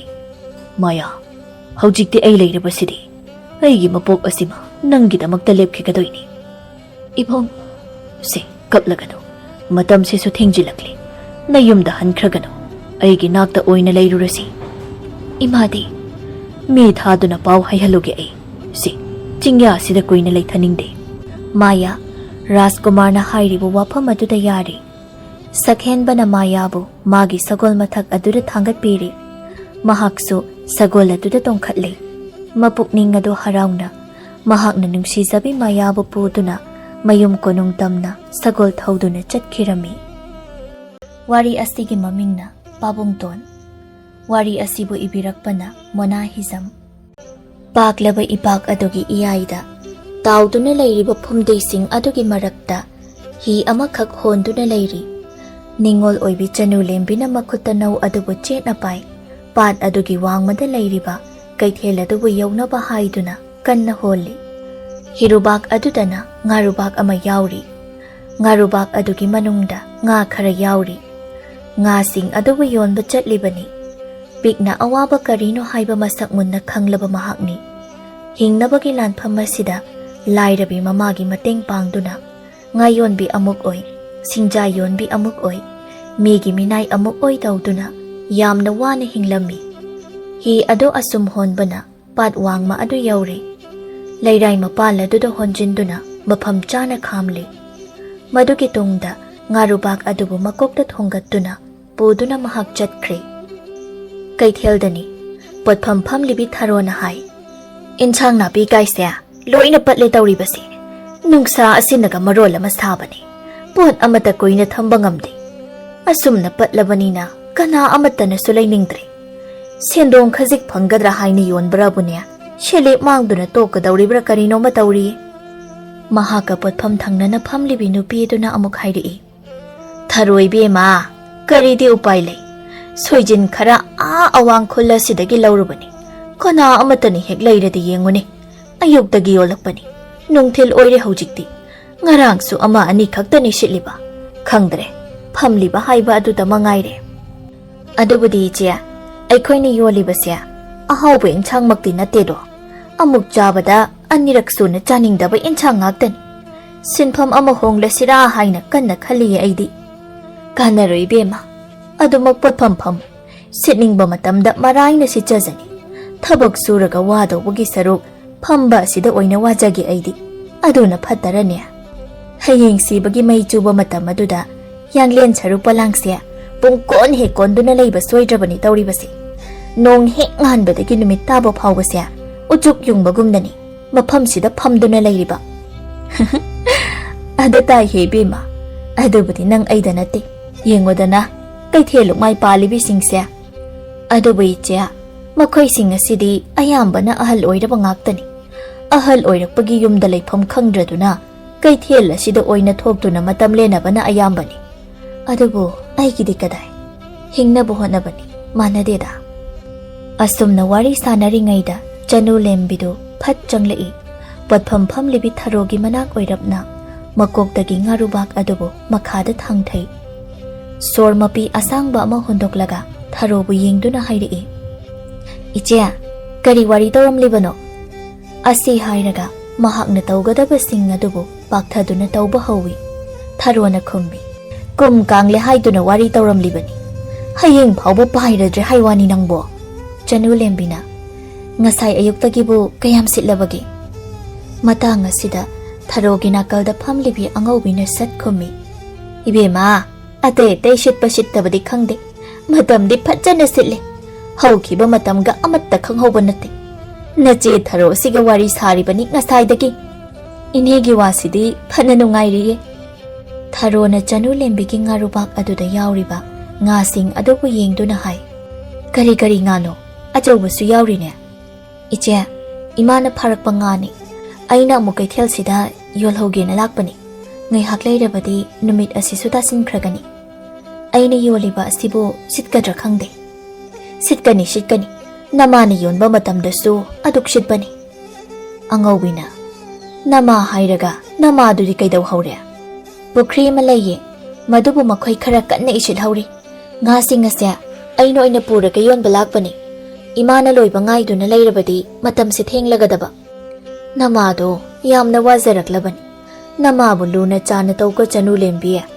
Mapuroiba nganna kainakibadagi Naurabi mahakna lukhrabi mingthol phangduna pumnamak ase mayokna duna lakhibani. Awine aishu loina khangida. Makhoi singdu tumin na amuk leinei. Matang aduda nupi amakhak khaw ama yanduna chanu lembigi patpham mapaduda changlaktuna leplei. Nupi duna hai. Bema ngakra sibu mamal kayano. Chanu lembina. Ine achauba sibura. Mani kaya oigani bema. Ine tarit makhai di piro. Mamala sibu tabada nupi eduna.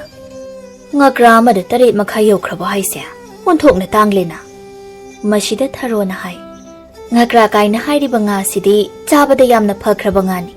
Hakchang di yamna kanai haiduna lengnaribani. Hongbu hongmalabani. Nupi eduna mo. Hawi haiba adumati aisu khangida. Aduda mamalsi kharata haningduna haibani. Chanu lembina.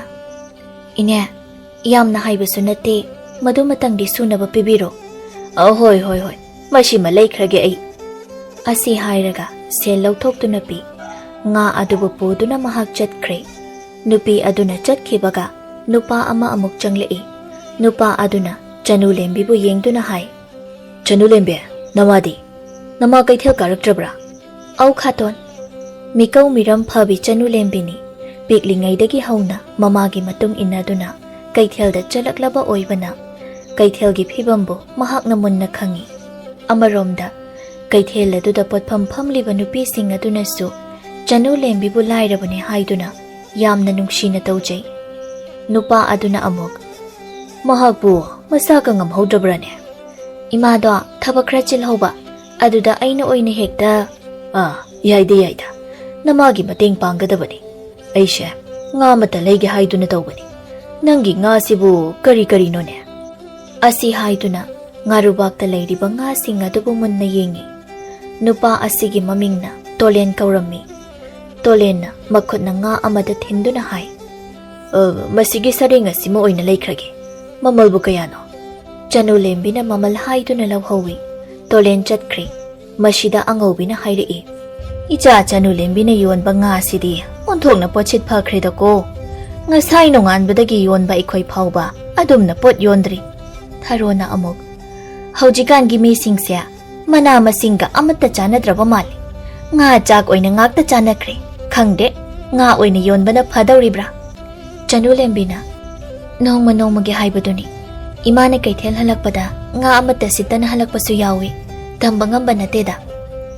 Angawbina wafam ama sat hairei. Bema haujiki nupado nang masak khangbra. Ine khange. Aikhoida su marak lae. Aigadi kaya wari sanade. Imaga doina sanabani. Maming na tole. Khullay kaya sida. Sel paiba misak amani. Mahagsi nupi thirure suhai. Thirudri suhai. Sab chane he khangbadi ngamde.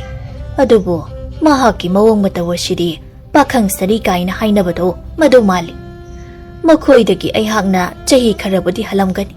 Adubo ibema nahak chikti chekchiluko. Wafam masida chanu lembina khummi. Ine wafam adubo haujiki nupado lamse thajatlu nupara. Nate. Adugumba mine haiba nate. Adubo miyoibagi nunggi oiba saktambu kanana khangba ngamgani. Ichadadi mahakna adumna khakhalloida.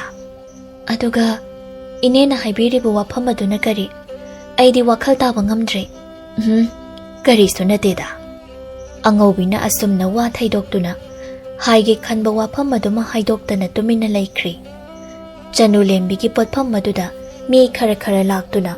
Mahakna yoliba nga singadu khara lainakri. Madugi tungdani tharona hai. Chanu lembiya numit sisu tasinkri. Nangi potolo shinaba tawro. Iche khoisu yum kumlage. Hoi iche. Aisu chaninglabani. Angawbina amok. Nangdi nathanta amuk pad asi landuna chatkadawribo oirinine. Aw, mane ine. Amamba sida phajana honduna chatluko. Loishilo. Namana yumda ngairamlagani. Angaubi amasung tharosu mapot machai pumba loina loishinduna mayum maikai pangkhri. Kaithel aduda potpham phamlamba miyoi singsu amamam anini loina hanakri. Janu lembisu ngarubak aduda aremba nga kharado hapjilli. Madugi tungda ngarubak adu makokta thongatuna hithangpham tamna amuk chatlami. Hithangphamda khamduna thamba mahaki hi aduda ngarubak adubu hapjilli. Mahaksu hi aduda kakhatuna hi adubu hondoklami. Mahakna hi adubu asum holakpada amamba marak aduda kanagumba amasu awang maikaidagi hi holai. Misak asi toleni. Tolena chanu lembibu yengduna hairi. Bema, nang haujikta yumda halibra. Chanu lembina mathamoidu tanikna khummi. Hoi khaton. Tolen, chahi nimpu khare helaba nupa amakhakni. Chanu lembina magi mathamoida tolen hairiba misak asibu jingnabadi phauri. Madugi chap chaba maramdi mahakna tasingna khangdri. Tolena amuk hairi. Nangbu khara ngana yumda hanba yadabro. Amamba shidana thanta. Nati, ai thinbiyo haibra. Wafam asidana amuk kahena chanu lembigi thamoina pakhatkri. Mahakna khummi.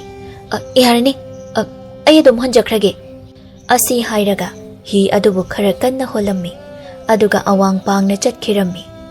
Somdana thambalna chakhum maduda chak thongnaba kanna hotnari.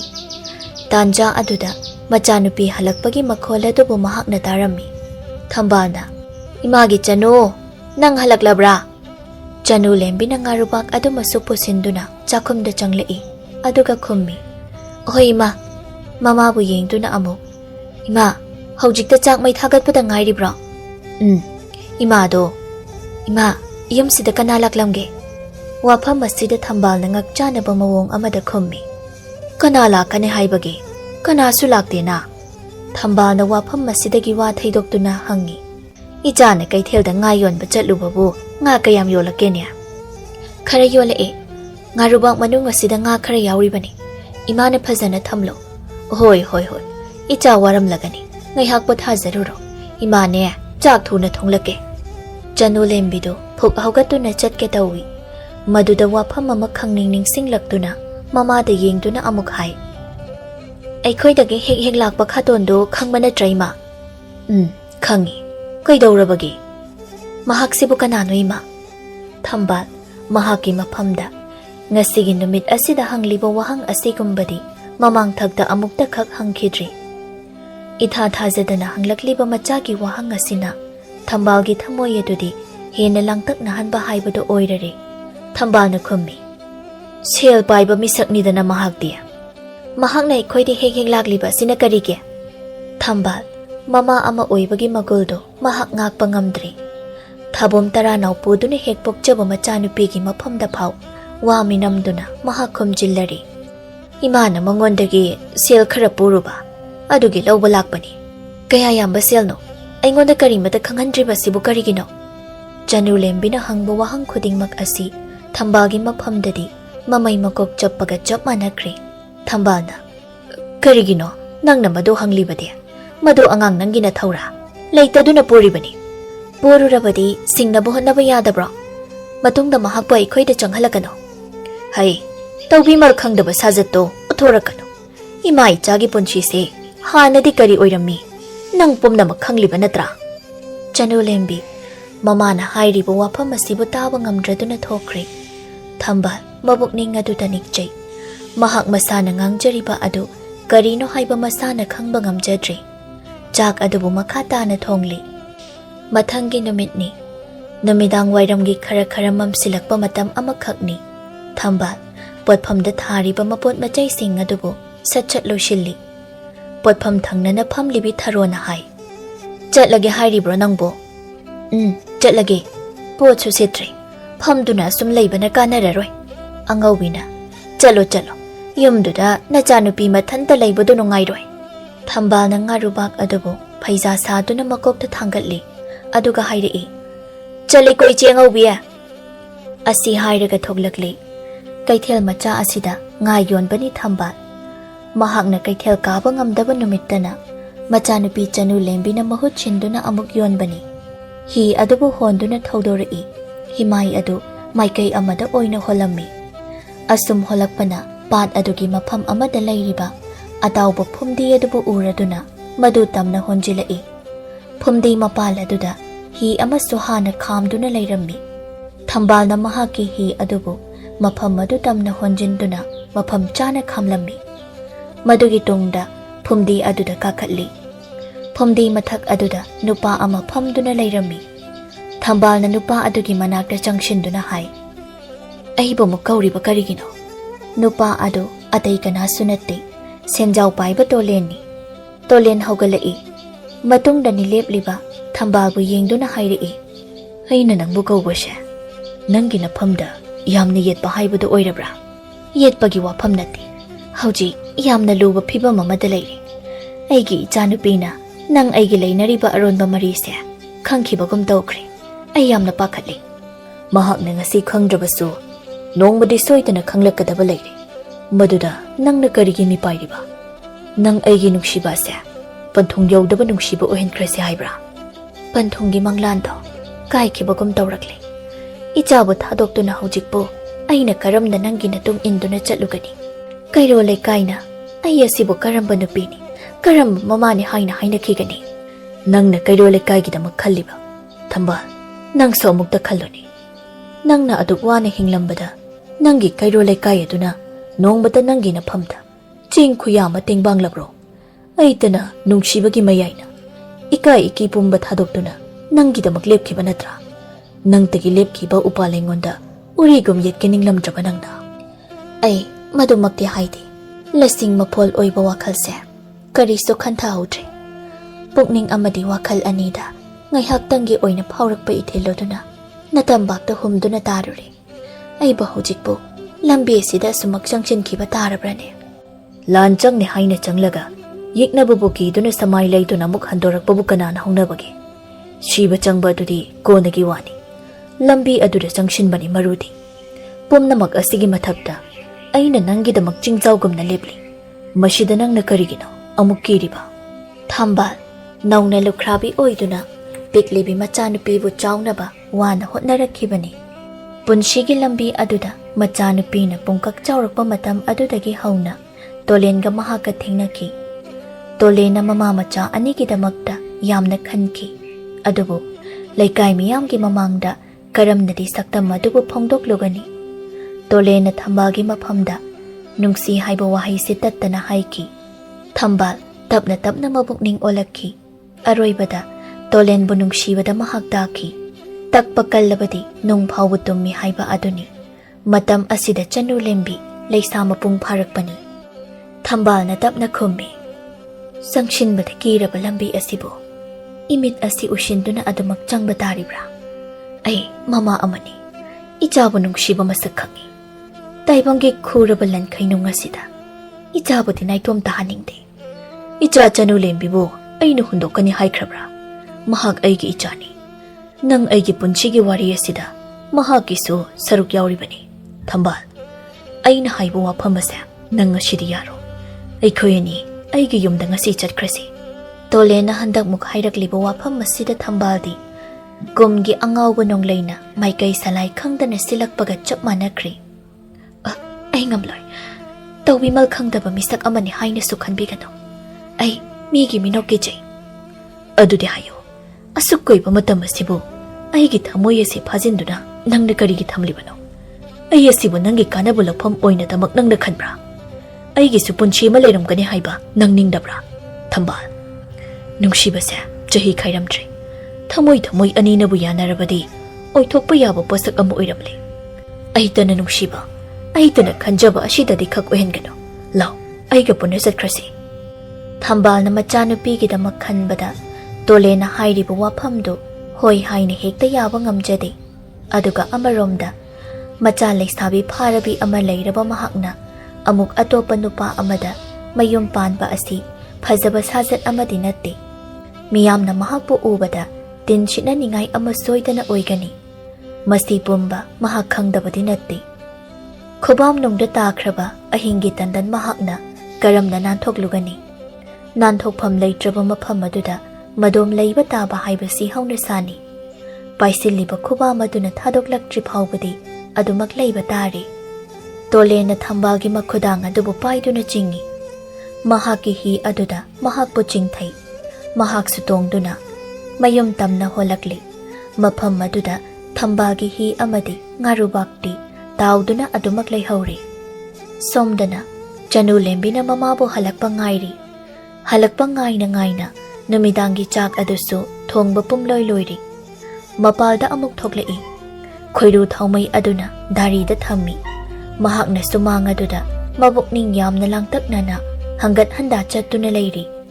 Mamit aduna amuk-amuksu thongalomda yengi. Chanu lembina mabukningda khalli. Aigi imadabu kari khudongthiba nanglaba chano. Asuk thenglaba si phawba yumsida halaktriba sibo. Phana koirese. Aini imabu ngairaklibase. Kari karam tawba yaurabano.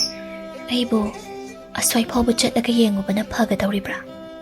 Tuminna asum leishingadabagi saruk khara chatlaga yenglubana phagane haina khanduna imungda changduna mainam ama puthori. Mamang thong adubu ngasilamlaga mahak thongga lambida thoglakli. Awang pang na haigatli. Mamabu ubara haina yengi. Adubu uba kauba leiramde. Mafam asiwaidasu leitene. Kadomda leiramgani mahakbo. Kaithela sumda leiriba chatla.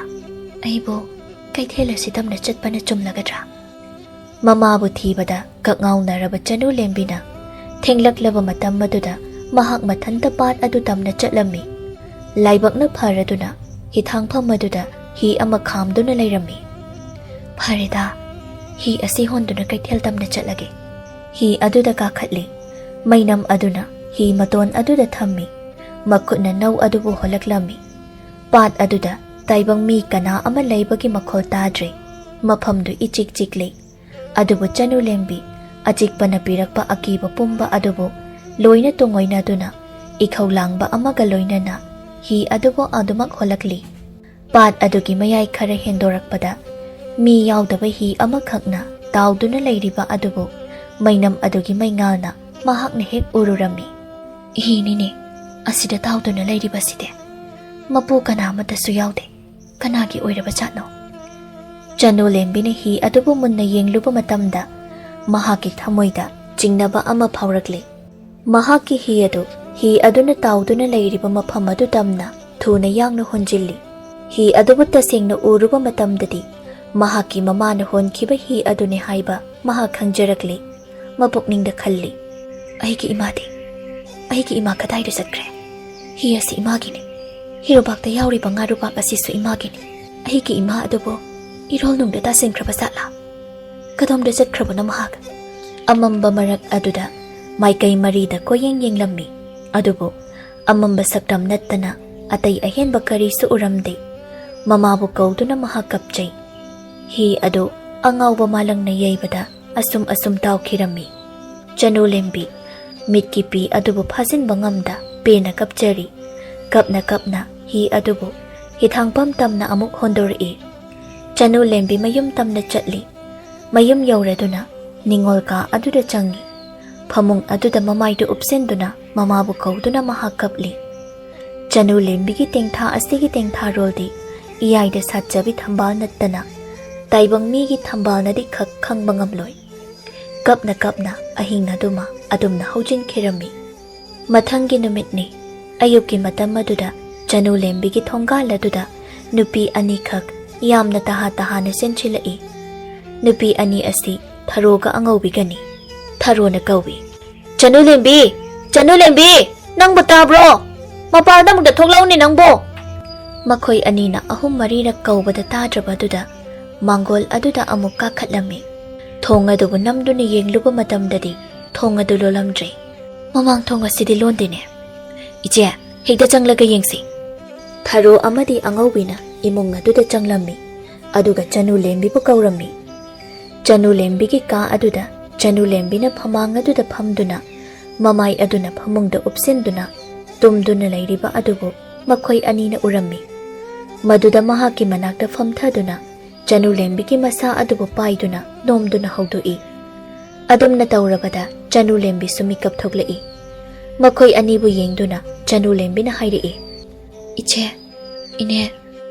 ꯊꯔꯣꯅ, "ꯅꯪꯅ ꯇꯧꯔꯝꯂꯤꯕ ꯑꯁꯤꯕꯨ ꯀꯔꯤꯅꯣ? ꯃꯃꯥꯡ ꯊꯣꯡ ꯑꯁꯤꯁꯨ ꯑꯃꯠꯇ ꯂꯣꯟꯗꯦ꯫ ꯅꯠꯇꯦ, ꯅꯪꯕꯨ ꯉꯔꯥꯡ ꯑꯍꯤꯡ ꯑꯁꯨꯝꯅ ꯁꯨꯝ ꯇꯨꯝꯂꯕ꯭ꯔꯣ?" "ꯍꯥ, ꯑꯩꯕꯣ?"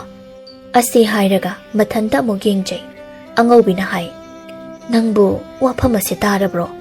ꯅꯪꯉꯣꯟꯗ ꯇꯝꯒꯦ ꯍꯥꯏꯗꯨꯅ ꯑꯩꯈꯣꯏ ꯑꯅꯤ ꯂꯥꯛꯂꯤꯕꯅꯤ." "ꯀꯔꯤ ꯋꯥꯅꯣ ꯏꯅꯦ?" "ꯋꯥꯐꯝ ꯑꯁꯤꯕꯨ ꯏꯆꯦꯜ ꯑꯁꯤꯅ ꯀꯔꯝꯅ ꯄꯟꯗꯨꯅ ꯇꯝꯒꯗꯕꯅꯣ ꯍꯥꯏꯕ ꯈꯪꯗ꯭ꯔꯦꯅꯦ ꯇꯧꯔꯤꯕꯁꯦ." "ꯏꯅꯦ, ꯏꯃꯥꯒꯤ ꯄꯥꯎꯔꯥ? ꯑꯩꯒꯤ ꯏꯃꯥꯗꯨ ꯀꯗꯥꯏꯗ ꯂꯩꯍꯧꯋꯦ? ꯉꯔꯥꯡꯁꯨ ꯑꯍꯤꯡ ꯍꯜꯂꯛꯇꯦ ꯃꯍꯥꯛ꯫ ꯁꯤ ꯑꯃꯨꯛꯇ ꯍꯥꯏꯕꯤꯌꯣ." "ꯂꯣꯠꯇꯨꯅ ꯊꯝꯕ ꯌꯥꯔꯔꯣꯏꯗꯕ ꯋꯥꯐꯝꯅꯤ꯫ ꯅꯪꯒꯤ ꯅꯃꯥꯗꯣ ꯉꯔꯥꯡ ꯇꯣꯂꯦꯟꯗ ꯆꯦꯜꯂ ꯃꯥꯜꯂꯦ, ꯑꯁꯣꯝꯗ ꯂꯩꯍꯧꯋꯤ." "ꯍꯥ, ꯀꯔꯤ ꯍꯥꯏꯕ? ꯑꯩꯒꯤ ꯏꯃꯥꯕꯣ?" ꯋꯥꯍꯩ ꯑꯁꯤꯒ ꯂꯣꯏꯅꯅ ꯆꯅꯨꯂꯦꯝꯕꯤ ꯃꯃꯤꯠꯇꯒꯤ ꯄꯤꯔꯥꯡ ꯀꯌꯥ ꯑꯃ ꯁꯤꯟꯊꯔꯛꯂꯝꯃꯤ꯫ ꯃꯐꯝ ꯑꯗꯨꯗ ꯑꯣꯟꯅ ꯊꯣꯏꯅ ꯀꯞꯆꯔꯝꯃꯤ꯫ ꯊꯣꯏꯅꯨ ꯑꯃꯗꯤ ꯑꯉꯧꯕꯤꯅ ꯆꯅꯨꯂꯦꯝꯕꯤꯒꯤ ꯃꯕꯨꯛꯅꯤꯡꯕꯨ ꯊꯦꯝꯖꯤꯟꯕꯤꯔꯤ꯫ ꯉꯥꯏꯍꯥꯛꯀꯤ ꯃꯇꯨꯡꯅꯤ ꯆꯅꯨꯂꯦꯝꯕꯤꯅ ꯃꯤꯠꯀꯤ ꯄꯤ ꯑꯗꯨꯕꯨ ꯇꯩꯊꯣꯛꯇꯨꯅ ꯍꯥꯏꯔꯛꯏ, "ꯃꯍꯥꯛ ꯑꯩꯒꯤ ꯏꯃꯥ ꯅꯠꯇꯦ꯫ ꯃꯆꯥꯏꯕꯨ ꯅꯨꯡꯁꯤꯕ ꯉꯝꯗꯕ ꯃꯍꯥꯛꯄꯨ ꯑꯩꯒꯤ ꯏꯃꯥꯔꯣ? ꯃꯍꯥꯛꯃꯛꯅ ꯑꯗꯨꯒꯨꯝꯕ ꯂꯤꯆꯠ ꯉꯁꯤ ꯍꯥꯏꯕ ꯅꯨꯃꯤꯠ ꯑꯁꯤꯗꯒꯤ ꯃꯍꯥꯛ ꯑꯩꯒꯤ ꯏꯐꯝꯗꯒꯤ ꯁꯤꯈ꯭ꯔꯕꯅꯤ꯫ ꯃꯍꯥꯛ ꯑꯩꯒꯤ ꯏꯃꯥ ꯑꯣꯏꯗ꯭ꯔꯕꯅꯤ꯫ ꯃꯍꯥꯛ ꯀꯣꯝꯕꯤ ꯂꯝꯆꯠ ꯅꯥꯏꯗꯕ ꯅꯨꯄꯤ ꯑꯃꯅ ꯑꯩꯒꯤ ꯏꯃꯥ ꯑꯣꯏꯕ ꯍꯧꯅꯗꯦ꯫ ꯃꯍꯥꯛ ꯌꯥꯎꯗ꯭ꯔꯕꯁꯨ ꯑꯩ ꯏꯊꯟꯇ ꯍꯤꯡꯕ ꯉꯝꯒꯅꯤ꯫ ꯑꯩꯒꯤ ꯄꯨꯟꯁꯤ ꯑꯁꯤꯅ ꯂꯩꯔꯤꯕ ꯃꯈꯩ ꯃꯍꯥꯛꯄꯨ ꯑꯩꯒꯤ ꯏꯃꯥꯅꯦ ꯍꯥꯏꯅ ꯈꯛ ꯍꯥꯏꯈ꯭ꯔꯔꯣꯏ꯫ ꯏꯐꯝꯗꯒꯤ ꯃꯍꯥꯛ ꯁꯤꯈ꯭ꯔꯕꯅꯦ꯫ ꯂꯥꯏꯋꯦꯈ꯭ꯔꯕ ꯄꯥꯋꯅ ꯊꯝꯕꯤꯔꯝꯕ ꯁꯦꯡꯂꯕ ꯌꯨꯝꯐꯝ ꯑꯁꯤꯗ ꯃꯍꯥꯛꯄꯨꯁꯨ ꯑꯩꯅ ꯃꯄꯣꯛ ꯑꯁꯤꯃꯒꯤ ꯆꯪꯍꯟꯈ꯭ꯔꯔꯣꯏꯌꯦ."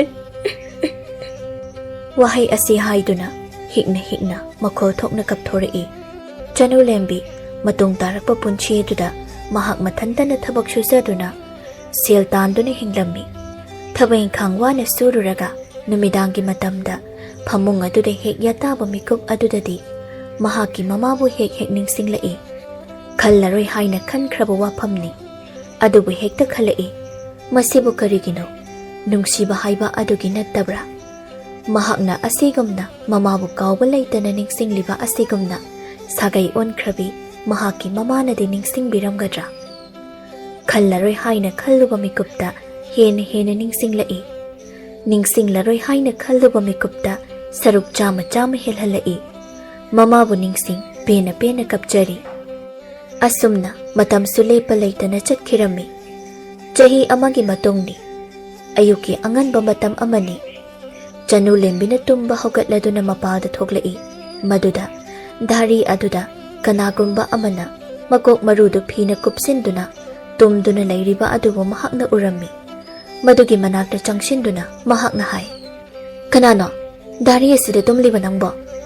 ꯃꯍꯥꯛꯅ ꯀꯧꯕ ꯑꯗꯨꯗ ꯇꯥꯗ꯭ꯔꯕ ꯑꯗꯨꯗ ꯃꯈꯨꯠꯅ ꯁꯣꯛꯇꯨꯅ ꯑꯃꯨꯛ ꯍꯧꯗꯣꯛꯏ꯫ ꯑꯗꯨꯝꯅ ꯇꯧꯕ ꯑꯗꯨꯗ ꯇꯨꯝꯂꯤꯕ ꯃꯤꯁꯛꯇꯨ ꯃꯆꯤ ꯂꯦꯡꯂꯛꯏ꯫ ꯐꯤ ꯑꯗꯨꯕꯨ ꯀꯣꯟꯗꯨꯅ ꯇꯞꯅ ꯍꯧꯒꯠꯂꯛꯏ꯫ ꯑꯗꯨꯒ ꯑꯁꯨꯝꯅ ꯇꯞꯅ ꯍꯥꯏꯔꯛꯏ, "ꯏꯃꯥꯒꯤ ꯆꯅꯨꯂꯦꯝꯕꯤ, ꯏꯃꯥꯅꯦ." ꯋꯥꯐꯝ ꯑꯁꯤꯗ ꯆꯅꯨꯂꯦꯝꯕꯤ ꯃꯍꯥꯛꯀꯤ ꯊꯃꯣꯏ ꯑꯗꯨ ꯈꯪꯄ꯭ꯔꯦꯛ ꯈꯪꯂꯝꯃꯤ꯫ ꯃꯃꯥꯅꯦ ꯍꯥꯏꯕ ꯈꯪꯂꯕꯗ ꯐꯨꯛ ꯍꯧꯒꯠꯂꯤ, ꯑꯗꯨꯒ ꯆꯠꯊꯣꯛꯏ꯫ ꯑꯗꯨꯒ ꯑꯁꯨꯝꯅ ꯍꯥꯏꯔꯛꯏ, "ꯃꯐꯝ ꯑꯁꯤꯗ ꯅꯍꯥꯛ ꯀꯔꯤ ꯇꯧꯕ ꯂꯥꯛꯄꯅꯣ? ꯆꯠꯈ꯭ꯔꯣ! ꯃꯐꯝ ꯑꯁꯤꯗꯒꯤ ꯅꯍꯥꯛ ꯊꯨꯅ ꯆꯠꯈ꯭ꯔꯣ!"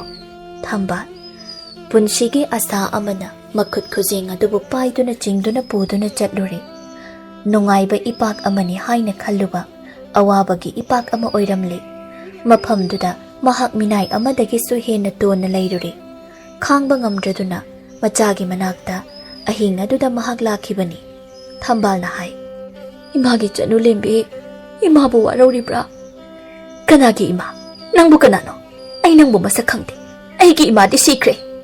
ꯊꯝꯕꯥꯜ ꯃꯍꯥꯛ ꯃꯁꯥꯅ ꯇꯁꯦꯡꯅ ꯃꯔꯥꯜ ꯑꯗꯨ ꯌꯥꯖꯔꯤ꯫ ꯃꯆꯥꯅꯨꯄꯤꯅ ꯃꯍꯥꯛꯄꯨ ꯇꯁꯦꯡꯅ ꯋꯥꯔꯧꯔꯦ ꯍꯥꯏꯕꯁꯤ ꯃꯍꯥꯛꯁꯨ ꯈꯪꯏ꯫ "ꯏꯃꯥ ꯂꯥꯟꯈ꯭ꯔꯦ꯫ ꯏꯃꯥꯕꯨ ꯑꯃꯨꯛꯇ ꯅꯪꯅ ꯉꯥꯛꯄꯤꯌꯨ꯫ ꯏꯃꯥꯒꯤ ꯋꯥꯈꯜ ꯑꯁꯤꯅ ꯊꯦꯟꯃꯟꯈꯤꯕꯅ ꯏꯆꯥꯕꯨ ꯊꯥꯗꯣꯛꯇꯨꯅ ꯆꯠꯂꯨꯔꯦ꯫ ꯏꯆꯥꯕꯨ ꯃꯤꯔꯥꯏꯔꯨꯕꯒꯤ ꯃꯍꯩꯗꯣ ꯏꯃꯥ ꯉꯁꯤꯗꯤ ꯇꯁꯦꯡꯅ ꯐꯪꯂꯦ꯫ ꯏꯃꯥ ꯇꯁꯦꯡꯅ ꯂꯥꯟꯈ꯭ꯔꯦ꯫ ꯑꯩꯒꯤꯁꯨ ꯃꯇꯝ ꯑꯃꯗ ꯊꯋꯥꯏꯗꯒꯤ ꯍꯦꯟꯅ ꯅꯨꯡꯁꯤꯖꯕ ꯏꯃꯥ ꯑꯃ ꯂꯩꯔꯝꯃꯤ, ꯑꯗꯨꯕꯨ ꯃꯍꯥꯛꯇꯤ ꯁꯤꯈ꯭ꯔꯦ꯫ ꯃꯆꯥ ꯑꯩꯕꯨ ꯊꯥꯗꯣꯛꯇꯨꯅ ꯆꯠꯈ꯭ꯔꯦ꯫ ꯑꯩꯒꯤ ꯏꯃꯥ ꯂꯩꯇꯦ꯫ ꯉꯁꯤꯒꯤ ꯇꯥꯏꯕꯪ ꯑꯁꯤꯗ ꯑꯩꯒꯤꯅꯦ ꯍꯥꯏꯕꯗ ꯀꯅꯥꯁꯨ ꯂꯩꯇꯦ꯫ ꯆꯠꯄꯤꯈ꯭ꯔꯣ, Mafam ase lairaba yumfam ama oijaba tarabasu senglaba laisangni. Ipa ipuna thambiramba senglaba laisang asibu mangthokpige thorangano. Aina phajana hairingai asida chalhobana tongge afaba oigani. Masida yaraktrabadi nangak samdu paidun induna tangani. Bema ima ta adumna haigano. Ima taba ngamde. Ima bu nungsidrabro nangbo. Ima gi chanu lembi. Ima se punchigi lambi da lamuknare.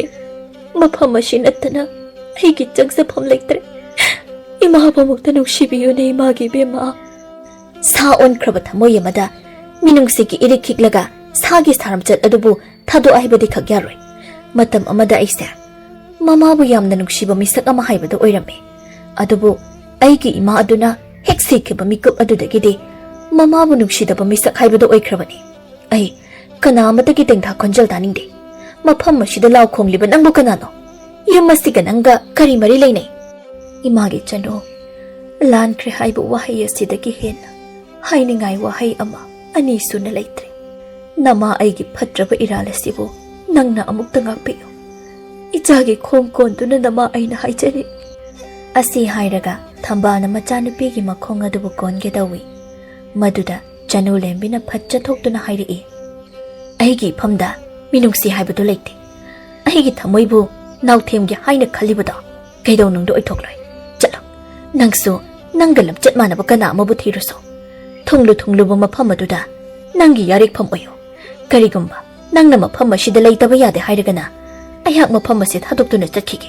Naningtamna hingjaho. Thambana machagi mafamda lankre haina kanna haijarami. Adubu chanu lembigi thamoina khak yaramde. Thambal upai leitre. Machagi thamoy adubu mahakna mayek sengna khangli. Mafam aduda leptuna leiba ngamlaktre. Aroiba oina asumna hairi. Phare ichagi thamoina adu yaukhrabanina ima chatlage.